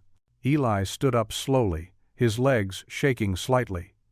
He pulled a crumpled piece of paper from his pocket and walked to the podium. He had to stand on tiptoe to reach the microphone. "My name is Eli Ruiz," he said, his voice quiet but clear. "I wrote something about my dad." He smoothed out the paper with trembling fingers. "My dad saved someone's mom once in Afghanistan. He saved my friend yesterday. Please let him keep helping people." The simple words hung in the air. Dan felt tears prick his eyes as his son walked back to their table, chin held high despite his obvious nervousness. The board members conferred in low voices. President Stevens cleared his throat. "We'll now vote on the reinstatement of Daniel Ruiz to his teaching position, with full back pay and a formal apology from the district." One by one, the board members voted. In favor, in favor, in favor. When the final yes was counted, the room erupted in applause. People jumped to their feet, cheering and clapping. Mrs. Hines wiped her eyes with her apron. Pastor Lila raised her hands in praise. Dan pulled Eli into a fierce hug, tears streaming freely down his face now. His son's thin arms wrapped around his neck, holding on just as tight. All around them, the applause continued to thunder through the room, a sound of justice and hope and healing. "I love you, Dad," Eli whispered against his shoulder. "I love you too, buddy," Dan managed through his tears. "So much." Through blurry eyes, he saw Margaret Whitaker standing quietly near the back, Ava beside her. Both were clapping, small smiles on their faces. Mrs. Hines had already started planning tomorrow's lunch menu. The veterans stood at attention, offering crisp salutes. The applause rolled on, washing over father and son like a cleansing rain, as they held each other in the warm afternoon light. Margaret Whitaker's heels clicked against the linoleum floor as she made her way through the empty morning hallways of Riverton Middle School. Her usual power suit felt different today, less like armor and more like what it really was, just clothes. The familiar scent of industrial cleaner and yesterday's lunch lingered in the air as she approached the cafeteria's double doors. Inside, the early morning crew was already busy preparing for the day. Mrs. Hines stood at the prep station, directing her staff with the precision of an orchestra conductor. The clink of metal trays and gentle hum of industrial refrigerators provided a steady background rhythm to their work. When Margaret pushed through the doors, the bustling kitchen fell silent, eyes turned toward her, some wary, others curious. She spotted Dan Ruiz helping to unload boxes from the new allergen-safe storage area, his sleeves rolled up like always. "Good morning," Margaret said, her voice softer than usual. She cleared her throat. "I'd like to speak with everyone, if I may." Mrs. Hines nodded, wiping her hands on her apron. "Ladies, let's gather round." The kitchen staff formed a loose semicircle, their hairnets and white uniforms stark against the stainless steel backdrop. Some crossed their arms defensively, while others fidgeted with their aprons. Dan stayed slightly apart, leaning against a counter with quiet dignity. Margaret took a deep breath. The carefully prepared speech in her head suddenly felt inadequate. "I owe all of you an apology," she began, her corporate polish cracking. "What happened here? The mislabeled products, the corners cut by procurement. That's on Whitaker Foods. That's on me." She met their eyes one by one, not hiding from the hurt and disappointment she saw there. "You trusted our products to be safe. You trusted the labels to be accurate, and we failed you. I failed you." Rosa, one of the longest-serving lunch ladies, dabbed at her eyes with a paper towel. Mrs. Hines put an arm around her shoulders. "Starting today," Margaret continued, her voice growing stronger, "Whitaker Foods is implementing a complete overhaul of our safety protocols. But more importantly, we're establishing a comprehensive training program for all school kitchen staff, not just here, but in every school we serve." She opened her briefcase and pulled out a folder. "The program includes certification in allergen safety, emergency response, and first aid. The training will be paid, and we're partnering with medical professionals to ensure it meets the highest standards." Mrs. Hines stepped forward, her eyes bright with tears. "You mean it? Real training? We've been asking for years." "I mean it." Margaret nodded. "And there's more. We're setting up an emergency response kit for every school kitchen, complete with EpiPens and other necessary equipment. No more scrambling in a crisis." The kitchen staff exchanged glances, hope replacing their initial skepticism. Carmen, who'd worked the serving line for 15 years, suddenly burst into tears. "My grandson, he has allergies. I've been so scared." Margaret felt her own eyes growing wet. Without thinking, she reached out and squeezed Carmen's hand. "No one should have to be afraid to eat at school. Not students, not staff, not anyone." She turned to face Dan, who had remained quietly observant throughout. "Mr. Ruiz, your actions showed us what real leadership looks like. It's not about power or control. It's about doing the right thing, even when it's hard. Especially when it's hard." Dan straightened up, his expression gentle. "Thank you, Mrs. Whitaker. That took courage." "Please," she said, offering a tentative smile. "Call me Margaret." The tension in the room dissolved as staff members began asking questions about the training program. Mrs. Hines pulled out a notebook, already making lists and suggestions. The familiar bustle of kitchen work resumed, but with a new energy, an undercurrent of hope and possibility. Margaret stayed, answering questions and taking notes. She rolled up her own sleeves to help unpack some of the new allergen-safe supplies, her designer suit gathering flour dust. For the first time in years, she felt like herself, not the CEO, not the corporate face, just Margaret. As the morning drew on and students began filtering into the building, Margaret prepared to leave. Dan walked her to her car, both of them squinting in the bright morning sun. "You know," he said quietly, "what you did in there? That's going to save lives." Margaret paused by her car door. "I should have done it sooner, all of it." "What matters is that you did it now," Dan replied. "Thank you for having the courage to stand up and make it right." She nodded, suddenly finding it hard to speak. Then, surprising herself, she laughed. A real laugh, not the polished chuckle she used at board meetings. "I have flour on my suit." "It looks good on you," Dan smiled. "Much better than corporate armor." As Margaret drove away from Riverton Middle School, she caught sight of herself in the rearview mirror. The careful makeup, the perfect hair, but something was different. The rigid mask she'd worn for so long had cracked, letting through a genuine smile that reached all the way to her eyes. For the first time in years, she felt lighter, freer. The weight of pretense and protocol had lifted, replaced by something far more valuable: authenticity. As she turned onto the main road toward home, that smile stayed, warm and real, a reminder that sometimes the greatest strength lies in admitting when you're wrong and working to make it right. The Riverton Middle School gymnasium buzzed with excitement. Colorful banners stretched across the walls, their message bold and clear. Safety for every child. Folding chairs filled the floor in neat rows, while students, parents, and seniors from the community filed in, creating a warm blanket of chatter that filled the space. Dan stood behind the stage curtain, adjusting his tie for the 10th time. His hands weren't steady. Not from fear this time, but from a different kind of nervous energy. Joy, maybe, or relief. Through a gap in the curtain, he watched Eli helping Ava arrange boxes on a table at the side of the stage. His son's shoulders were straight, his movements confident as he worked alongside his friend. "Need help with that tie?" Margaret Whitaker approached, her smile genuine. She'd traded her usual designer suits for a simple blue dress. "I've had years of practice with these things." "Thank you," Dan said, dropping his hands. As Margaret fixed his tie, he noticed the absence of that wall she'd first built between them. "Never thought we'd end up here." "Neither did I," she admitted. "But I'm glad we did." Pastor Lila appeared beside them, carrying a stack of programs. "5 minutes, folks. And Dan? Stop fidgeting with that tie." The gymnasium fell quiet as Principal Bowen stepped up to the podium.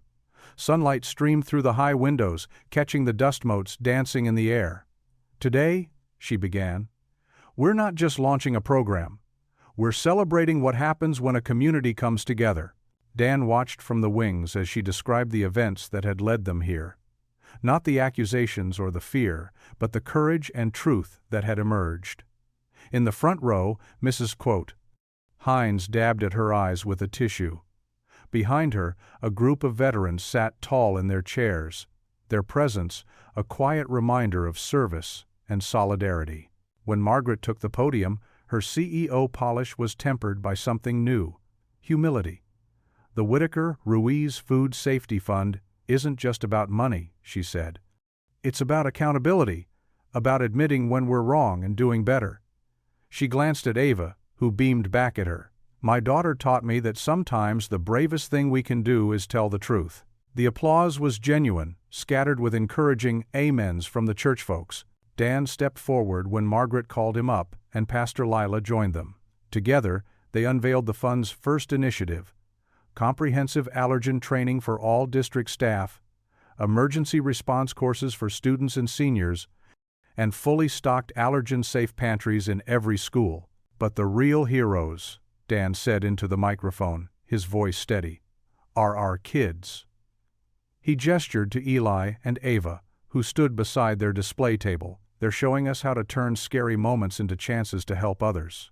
Eli and Ava stepped forward, their matching "Kids Who Can Help" t-shirts bright against the stage curtain. They pulled back a sheet to reveal the first allergen-safe shelves, carefully organized and labeled. Ava spoke first, her voice clear and confident.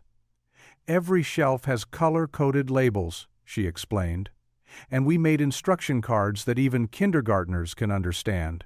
Eli picked up where she left off. No trace of his former shyness. "We're going to teach other kids how to read labels and spot allergies," he said, "because sometimes kids notice things grown-ups miss." The crowd erupted in applause.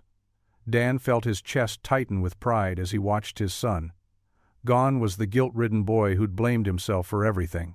In his place stood a young man who'd found his purpose.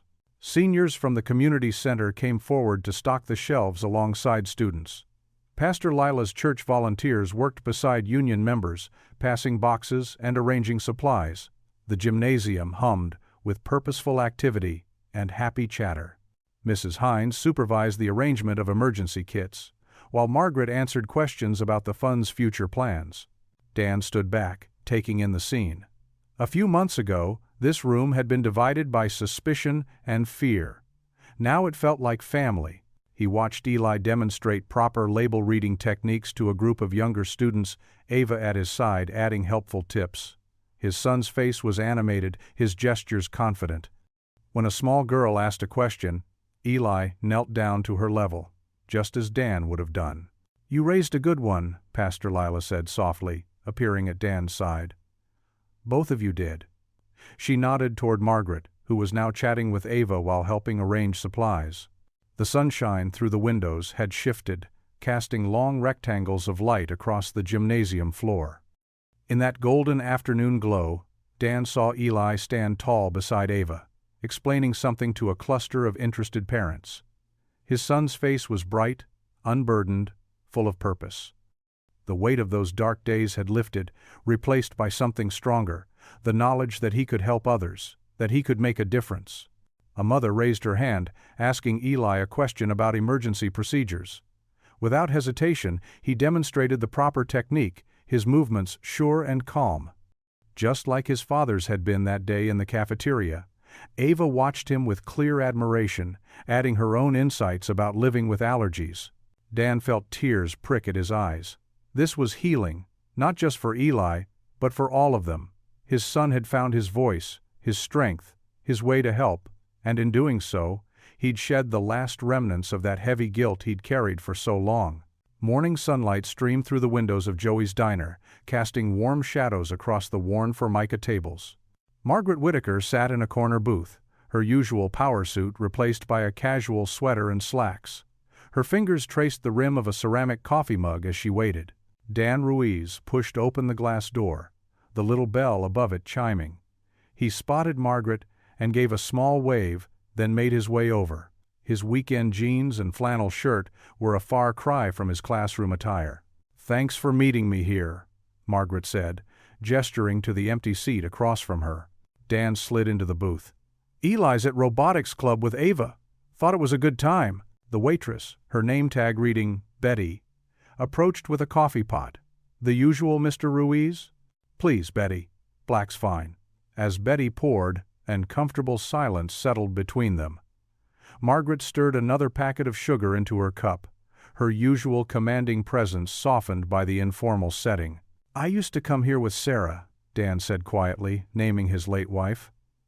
"She loved their blueberry pancakes." Margaret's hand stilled on her mug. "How long has it been?" 4 years next month." Dan took a sip of coffee. "Eli was only 9 when we lost her. Cancer moves fast sometimes." Margaret nodded, her eyes distant. "James Ava's father left when she was 7. Different kind of loss, but..." She trailed off, then squared her shoulders. "I threw myself into work. Easier to be CEO than just mom. I get that. After Sarah, I picked up extra shifts at school, kept moving, so I wouldn't have to feel it all." The morning crowd thinned around them, leaving their corner quiet. Through the window, fallen leaves skittered across the parking lot. "You know what scares me?" Margaret set down her cup. "Not the board meetings or quarterly reports. It's the simple stuff, like when Ava asks to braid my hair or wants to talk about boys. I freeze up. In the office, I always know the right move. With her." She shook her head. "Being a single parent means doubting yourself constantly," Dan said. "I still wonder if I'm doing right by Eli. But you connect with him, with all the kids. I saw you in Robotics Club. You make it look so natural." Dan laughed softly. "Trust me, it wasn't always natural.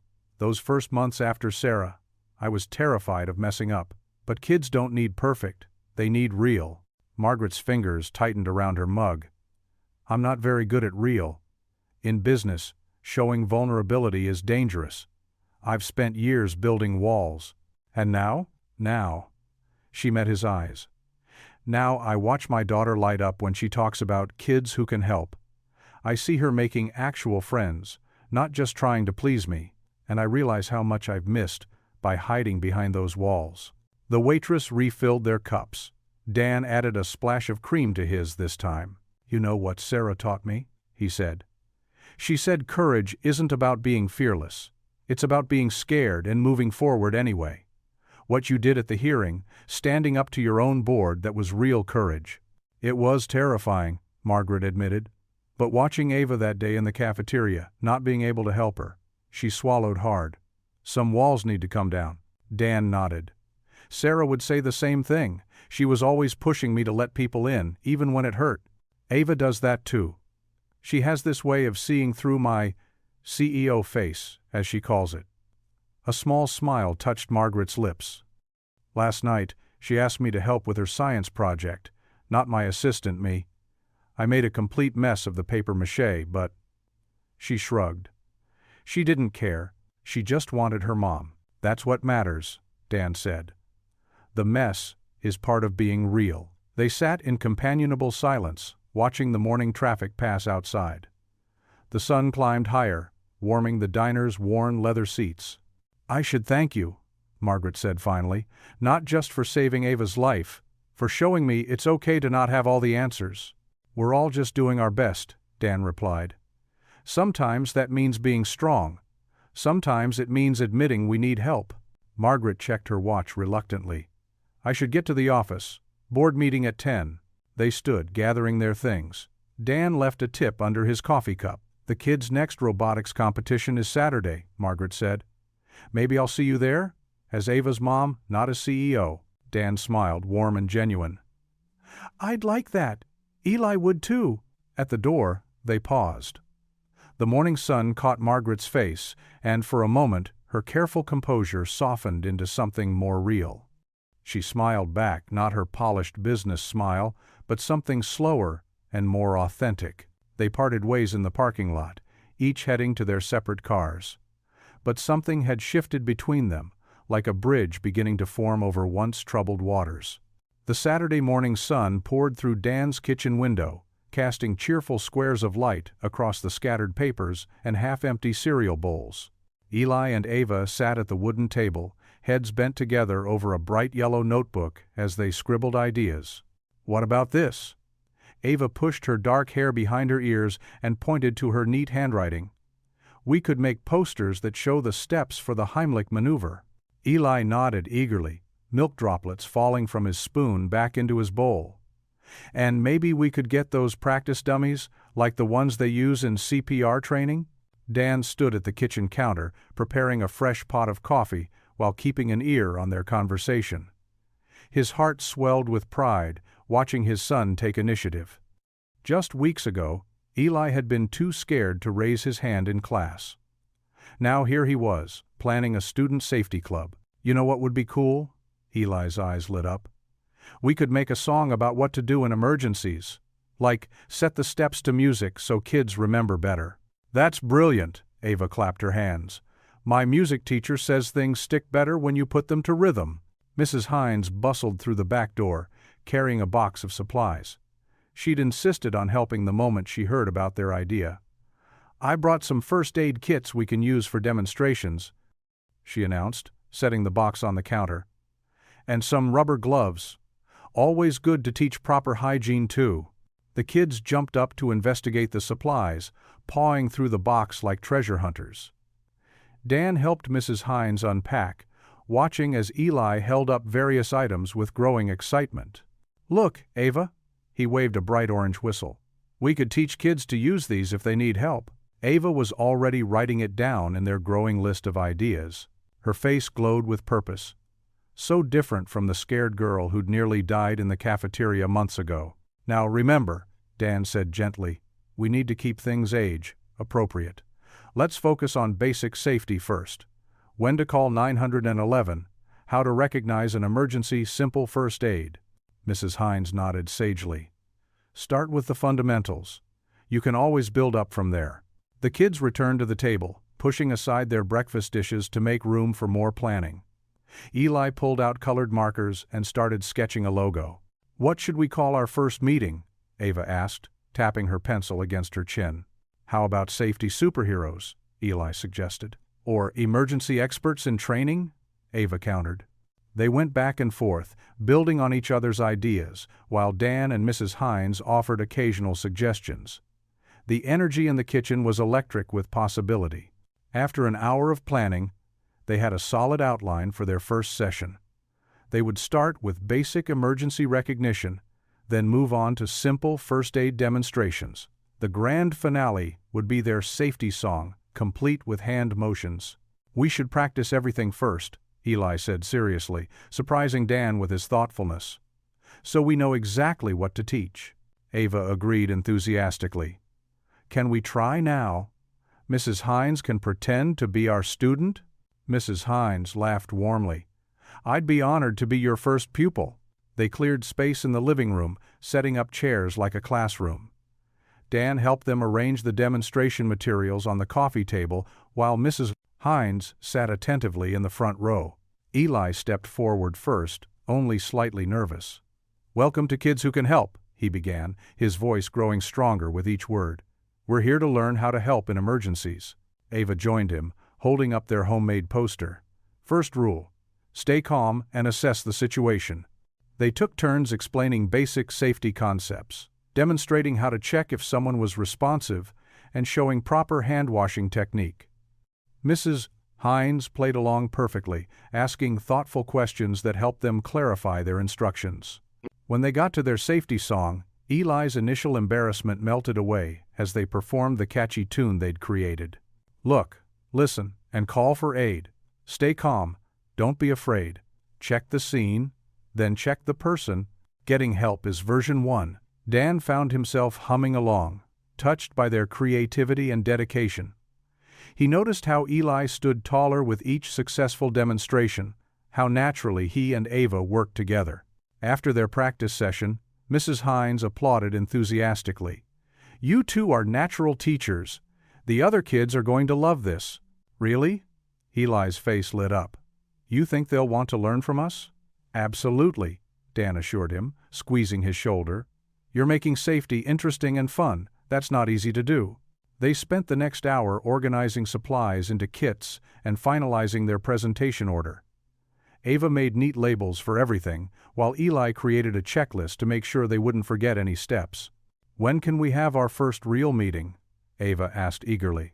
"I'll talk to Principal Bowen on Monday," Dan promised. "Maybe we can use the classroom during lunch period?" Mrs. Hines chimed in. "I can spread the word in the cafeteria. Lots of kids still talk about what happened that day. They'll be interested in learning how to help others." The morning flew by as they polished their plans. When they finally finished, Eli and Ava stood back to admire their work. The posters, the organized supplies, the carefully written instructions. "We did it," Eli said softly, amazed at what they'd accomplished. "We sure did." Ava held up her hand for a high five, which Eli returned with enthusiasm. Dan watched his son's face glow with pride and confidence. For the first time since the whole ordeal began, Eli wasn't just following along. He was leading the way. The small chapel was quiet, except for the soft echo of their footsteps on the worn stone floor. Sunlight filtered through stained glass windows, painting rainbow patterns across the wooden pews. The familiar scent of beeswax candles and old hymnals filled the air. Eli walked slowly toward the prayer corner, where dozens of votive candles flickered. His sneakers squeaked against the floor, the sound seeming too loud in the sacred silence.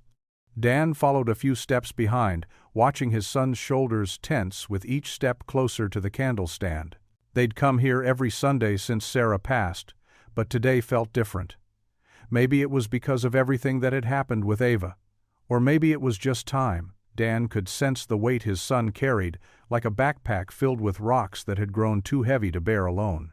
Eli's hand trembled slightly as he picked up one of the long wooden lighting sticks. The flame from another candle caught the wick, and he carefully transferred it to a fresh votive candle. The small flame danced as he set it down among the others, each one representing someone's prayer, someone's memory. "For Mom," Eli whispered, his voice barely audible. Dan knelt beside him on the cushioned prayer rail, his knee joints creaking slightly. He placed a gentle hand on Eli's back, feeling the slight tremor running through his son's body. I talk to her sometimes, Eli admitted after a long moment, when I'm alone in my room. His eyes stayed fixed on the dancing flame. I used to tell her about school and stuff, but lately. His voice cracked a little. But, lately? Dan prompted softly, his heart aching at the pain in his son's voice. Eli swallowed hard. Lately, I've been afraid to talk to her. Because of Ava. A tear slid down his cheek, catching the candlelight. When I helped her that day, when we became friends, it felt like I was replacing Mom somehow. Like I was okay with someone else's mom being alive when mine. He couldn't finish the sentence. Dan's throat tightened. He'd had no idea Eli had been carrying this burden, this impossible weight of guilt. "Oh, buddy," he whispered, pulling his son closer. "I know it's stupid," Eli continued, wiping his eyes with his sleeve. "But sometimes, when I see Mrs. Whitaker with Ava, or when we're all having fun in robotics club, I feel happy. And then I remember Mom, and I feel terrible, like I'm betraying her by being happy without her." The candle flames wavered as someone opened the chapel door, letting in a brief current of air before it closed again. Dan took a deep breath, choosing his words carefully. "Your mom," he began, his voice thick with emotion, "had the biggest heart of anyone I've ever known. Do you remember how she used to volunteer at the children's hospital?" Eli nodded, sniffling. She spent hours reading to sick kids, making them laugh when they were scared or lonely. That's who she was, someone who brought light into dark places. Dan squeezed his son's shoulder. "She would be so proud of you, Eli. So proud of how you've helped Ava, how you've shown her kindness when she was lonely too." "Really?" Eli looked up at his father, hope flickering in his tear-filled eyes. "Really?" Dan nodded firmly. "Your mom's love wasn't the kind that gets smaller when it's shared. It grows bigger. And you're just like her that way. Being friends with Ava, helping start kids who can help, that doesn't dishonor your mom's memory, it celebrates it." Eli leaned against his father's side, watching the candle flame. "I miss her so much," he whispered. "Me too, buddy. Every single day." Dan wrapped his arm around his son. "But you know what? I see her in you all the time, in your gentle heart, in the way you care about others, in your courage to do what's right even when it's hard." They sat in comfortable silence for a while, the warm glow of the candles surrounding them. The sunlight through the stained glass had shifted, creating new patterns on the floor. "Dad?" Eli's voice was stronger now. "Yeah? Do you think Mom knows about everything that happened? With Ava and the hearing and all of it?" Dan smiled, feeling tears prick at his own eyes. "I believe she does. And I believe she's been right here with us through all of it, cheering us on." Eli reached out and touched the base of the votive candle holder, feeling its warmth. "I want to make her proud," he said softly. "I want to help people, like she did, like you do." "You already are, son. You already are." The chapel remained quiet around them, but the silence felt different now, lighter somehow, as if a heavy curtain had been drawn back to let in more light. The burden Eli had been carrying seemed to lift a little, his shoulders relaxing under his father's arm. Dan kissed the top of his son's head, breathing in the familiar scent of his shampoo. His own heart felt fuller, knowing that Eli had finally shared this weight he'd been carrying alone. It was another step in their journey of healing, another small victory in learning to live with loss while still embracing life. "Ready to go home?" Dan asked after another peaceful moment. Eli nodded, taking one last look at the candle he'd lit. "Yeah, I'm ready." They stood together, Dan's knees protesting slightly. Eli slipped his small hand into his father's larger one, something he hadn't done in a while. The gesture made Dan's heart swell with love and gratitude. Together, they walked down the center aisle of the chapel, their joined hands swinging slightly between them. A sense of peace settled over them both, as tangible as the afternoon sunlight streaming through the windows. Behind them, Sarah's candle flickered steadily among the others, a small but constant light in the quiet sanctuary. The cafeteria buzzed with energy on a bright spring morning. Colorful posters decorated the walls, announcing, "Emergency Preparedness Drill Today," in bold letters. Training dummies lined the tables, where lunch trays usually sat, and the usual smell of tater tots had been replaced by the scent of sanitizer and new plastic equipment. Dan Ruiz stood near the center of the room, clipboard in hand, watching as families filed in. Parents chatted with grandparents, while students pointed excitedly at the emergency equipment laid out on display. Hines directed traffic with her usual efficiency, guiding people to their assigned stations. "Remember, folks," Dan called out, his teacher's voice carrying easily across the room, "this isn't just about checking a box. These skills save lives." His eyes met Margaret Whitaker's as she entered through the double doors, and they exchanged small nods. She was wearing casual clothes today, a simple sweater and slacks, looking more like Ava's mom than a CEO. The first aid stations were set up in a circle. At one table, Pastor Lila demonstrated chest compressions on a dummy, counting out loud as seniors followed her lead. At another, Mrs. Hines showed a group how to read food labels properly, pointing out the allergen warnings. "Now, watch carefully," a grandmother told her grandson at one of the Heimlich stations. Her wrinkled hands positioned themselves just below the dummy's rib cage. "This is where you place your hands, right here, like a letter J." Laughter erupted from the CPR station, where a 7th grader had accidentally squeezed his dummy too hard, sending it sliding across the table. Dan smiled, remembering how nervous he'd been teaching his first class. Now the room was filled with people learning to help each other. Ava Whitaker moved confidently between stations, her EpiPen trainer held carefully as she explained to younger students what it felt like when she needed it. "It's scary," she said, "but knowing you all know what to do makes it less scary." Margaret watched her daughter from across the room, dabbing at her eyes with a tissue. The Kids Who Can Help team, wearing their new blue t-shirts, helped guide their classmates through each station. They'd grown from just Eli and Ava to 15 members, each wearing a badge that showed which emergency skills they'd mastered. "Keep your arms straight," Eli instructed a 6th grader, practicing chest compressions. "It's all about steady pressure." His voice was clear and confident, so different from the quiet boy he'd been just months ago. Dan walked between the stations, adjusting techniques here and there, offering encouragement. He paused to help a grandfather position his hands correctly for the Heimlich maneuver. "That's it, sir, you've got it now." The morning progressed with a steady rhythm of practice and rotation. Students moved from station to station, their initial nervousness giving way to focused determination. Even the usual troublemakers were paying attention, perhaps remembering the real emergency they'd witnessed with Ava. Mrs. Hines rang her lunch bell, signaling the final demonstration. The crowd gathered around the center of the cafeteria where Eli stood next to a full-size training dummy. His hands were steady as he explained each step of the emergency response. "First, you check if they're really choking." He demonstrated the universal choking sign. "Then you ask if they need help. If they can't speak clearly or breathe properly, that's when you act." The room fell silent as Eli positioned himself behind the dummy. His movements were precise, just as his father had taught him.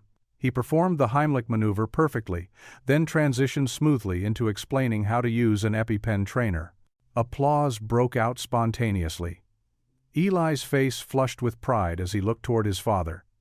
Dan stood near the back of the crowd, beaming with quiet joy at his son's confidence. The boy who once hid in the shadows was now teaching others how to save lives. Margaret moved to stand beside Dan, watching as Ava joined Eli for the next demonstration. "Look at them," she said softly. "Who would have thought?" The students and families gathered around the young demonstrators, asking questions and practicing their techniques. Grandparents worked alongside kindergartners, teenagers helped senior citizens, and parents learned from their children. The cafeteria had transformed from a place of crisis to a center of community learning. Pastor Lila's voice rose above the gentle chaos. "Remember, everyone, these skills are a gift we give each other. They're how we show love in action." Dan watched Eli demonstrate one more time, his son's movements confident and sure. The boy glanced up, catching his father's eye, and his face lit up with a proud smile that said more than words ever could. The morning sun streamed through the cafeteria windows, catching the "Emergency Preparedness Drill Today" banner and making it glow. In that light, Surrounded by neighbors, helping neighbors, the cafeteria felt less like a school space and more like the heart of their community. Autumn leaves crunched beneath Dan and Eli's feet as they made their way home from the school drill. The setting sun painted the sky in deep oranges and purples, casting long shadows across their path. Streetlights flickered to life one by one, creating pools of warm light on the sidewalk ahead. Eli walked with his head held higher than usual, still riding the wave of pride from his successful demonstration at the drill. His backpack bounced slightly with each step, the new Kids Who Can Help patch clearly visible on its front pocket. "You did great today, son," Dan said, his voice warm with pride. "The way you showed Mrs. Peterson's granddaughter the right way to check for breathing, that was really something." Eli's cheeks flushed at the praise. "I remembered everything you taught me," he replied, kicking at a pile of red and gold leaves. "And did you see how Ava helped that first grader with the EpiPen trainer? She didn't even seem scared anymore." Dan nodded, smiling at the memory. The autumn wind rustled through the trees above them, sending more leaves spiraling down around them. He watched as his son caught one mid-air, examining its crimson veins before letting it flutter away. They passed the park where they often stopped to throw a baseball around, though today Dan slowed to a halt at the bench instead. "Hold up a minute, buddy. I've got something for you." Eli looked up curiously as Dan reached into his jacket pocket. The streetlight above them cast a gentle glow as Dan pulled out a small circular object that caught the light with a dull gleam. "What's that?" Eli asked, moving closer. Dan turned the coin over in his hands, his fingers tracing the familiar edges. "This is something very special to me. I got it during my time as an Army medic, after my first solo save." He held it up so Eli could see the design, a cross with the words, "Good Samaritan," etched around its circumference. Eli's eyes widened with recognition. He'd seen this coin before, carefully stored in his father's desk drawer alongside his mother's wedding ring and old photographs. "The chaplain gave it to me," Dan continued, his voice growing softer with memory. "He said it wasn't just about saving a life. It was about being ready to help anyone, anytime, no matter what." He looked at his son, noting how much he'd grown in these past months. "I've been waiting for the right moment to pass it on." Eli stood very still, understanding dawning on his face. "Dad, you're ready to carry this now?" Dan said, holding out the coin. The metal caught the lamplight, warming in his palm. "I've watched you grow so much, Eli. The way you've helped build the safety program, how you look out for the younger kids. You've got a helper's heart, just like your mom did." Eli's hands trembled slightly as he accepted the coin. He held it reverently, running his thumb over its surface, just as his father had done countless times before. The weight of it felt important in his palm, not just the physical weight, but the meaning behind it. They resumed walking, leaves continuing to dance around their feet. Dan watched as Eli examined the coin more closely, turning it over and over in his hands. The boy's face was thoughtful, processing the significance of this moment. "Did Mom know about the coin?" Eli asked quietly as they turned onto their street. Dan nodded, swallowing past the sudden tightness in his throat. "She did. She used to say it reminded her that sometimes the biggest acts of courage are the quiet ones, just being there when someone needs help." Eli clutched the coin tighter, pressing it into his palm. "Like how you helped Ava that day in the cafeteria?" "Like that," Dan agreed, "but also like how you helped her afterward, being her friend when she felt scared and alone. That matters just as much." Their porch light beckoned ahead, a warm welcome in the deepening dusk. Eli's fingers remained wrapped firmly around the coin, as if afraid it might disappear if he loosened his grip. The metal had warmed to his touch now, feeling like it belonged there. As they approached their front steps, the porch light illuminated their faces. Dan could see the emotion in his son's eyes. Pride mixed with responsibility, understanding merged with gratitude. Eli stood straighter, the coin pressed safely in his fist, its presence already becoming a part of him. Dan watched his son's face in the gentle glow, seeing echoes of both the boy he'd always been and the young man he was becoming. The coin wasn't just a piece of metal, it was a bridge between past and future, a symbol of trust and growth that spanned generations. Golden morning light streamed through the kitchen windows of the Ruiz home, casting warm patterns across the well-worn tile floor. The familiar sizzle of pancakes on the griddle filled the air as Eli moved around the kitchen, humming a quiet tune he'd learned in music class. His confidence had grown over the past few months, and it showed in the way he navigated the kitchen with easy familiarity. "Need any help with those pancakes, bud?"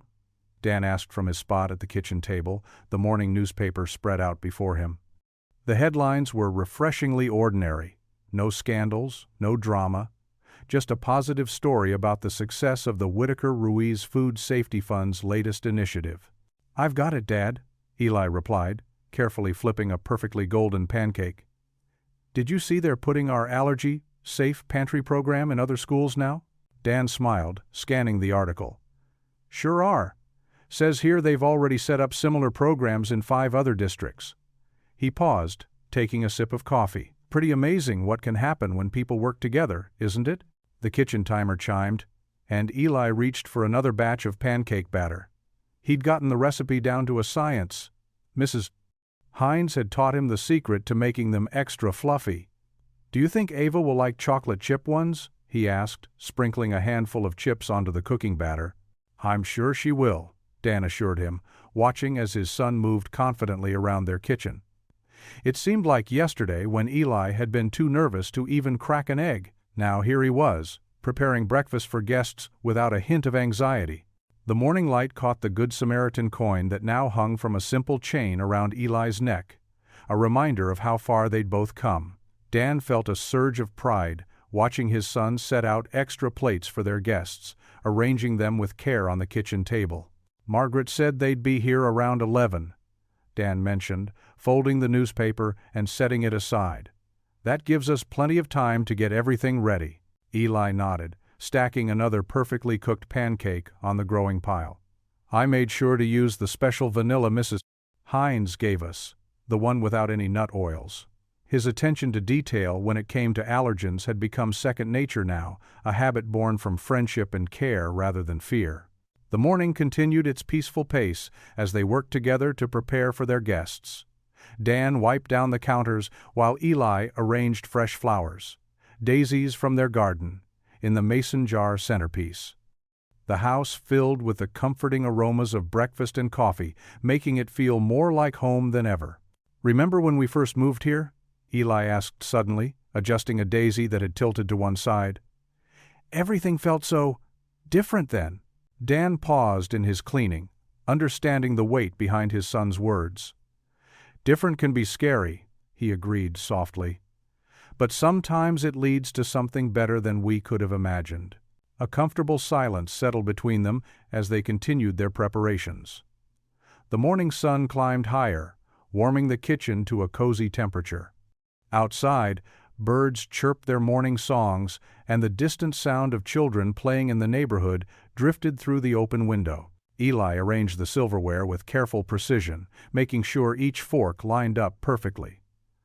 "Do you think Mom would be happy about all this?" he asked quietly, his hand stilling on the last spoon.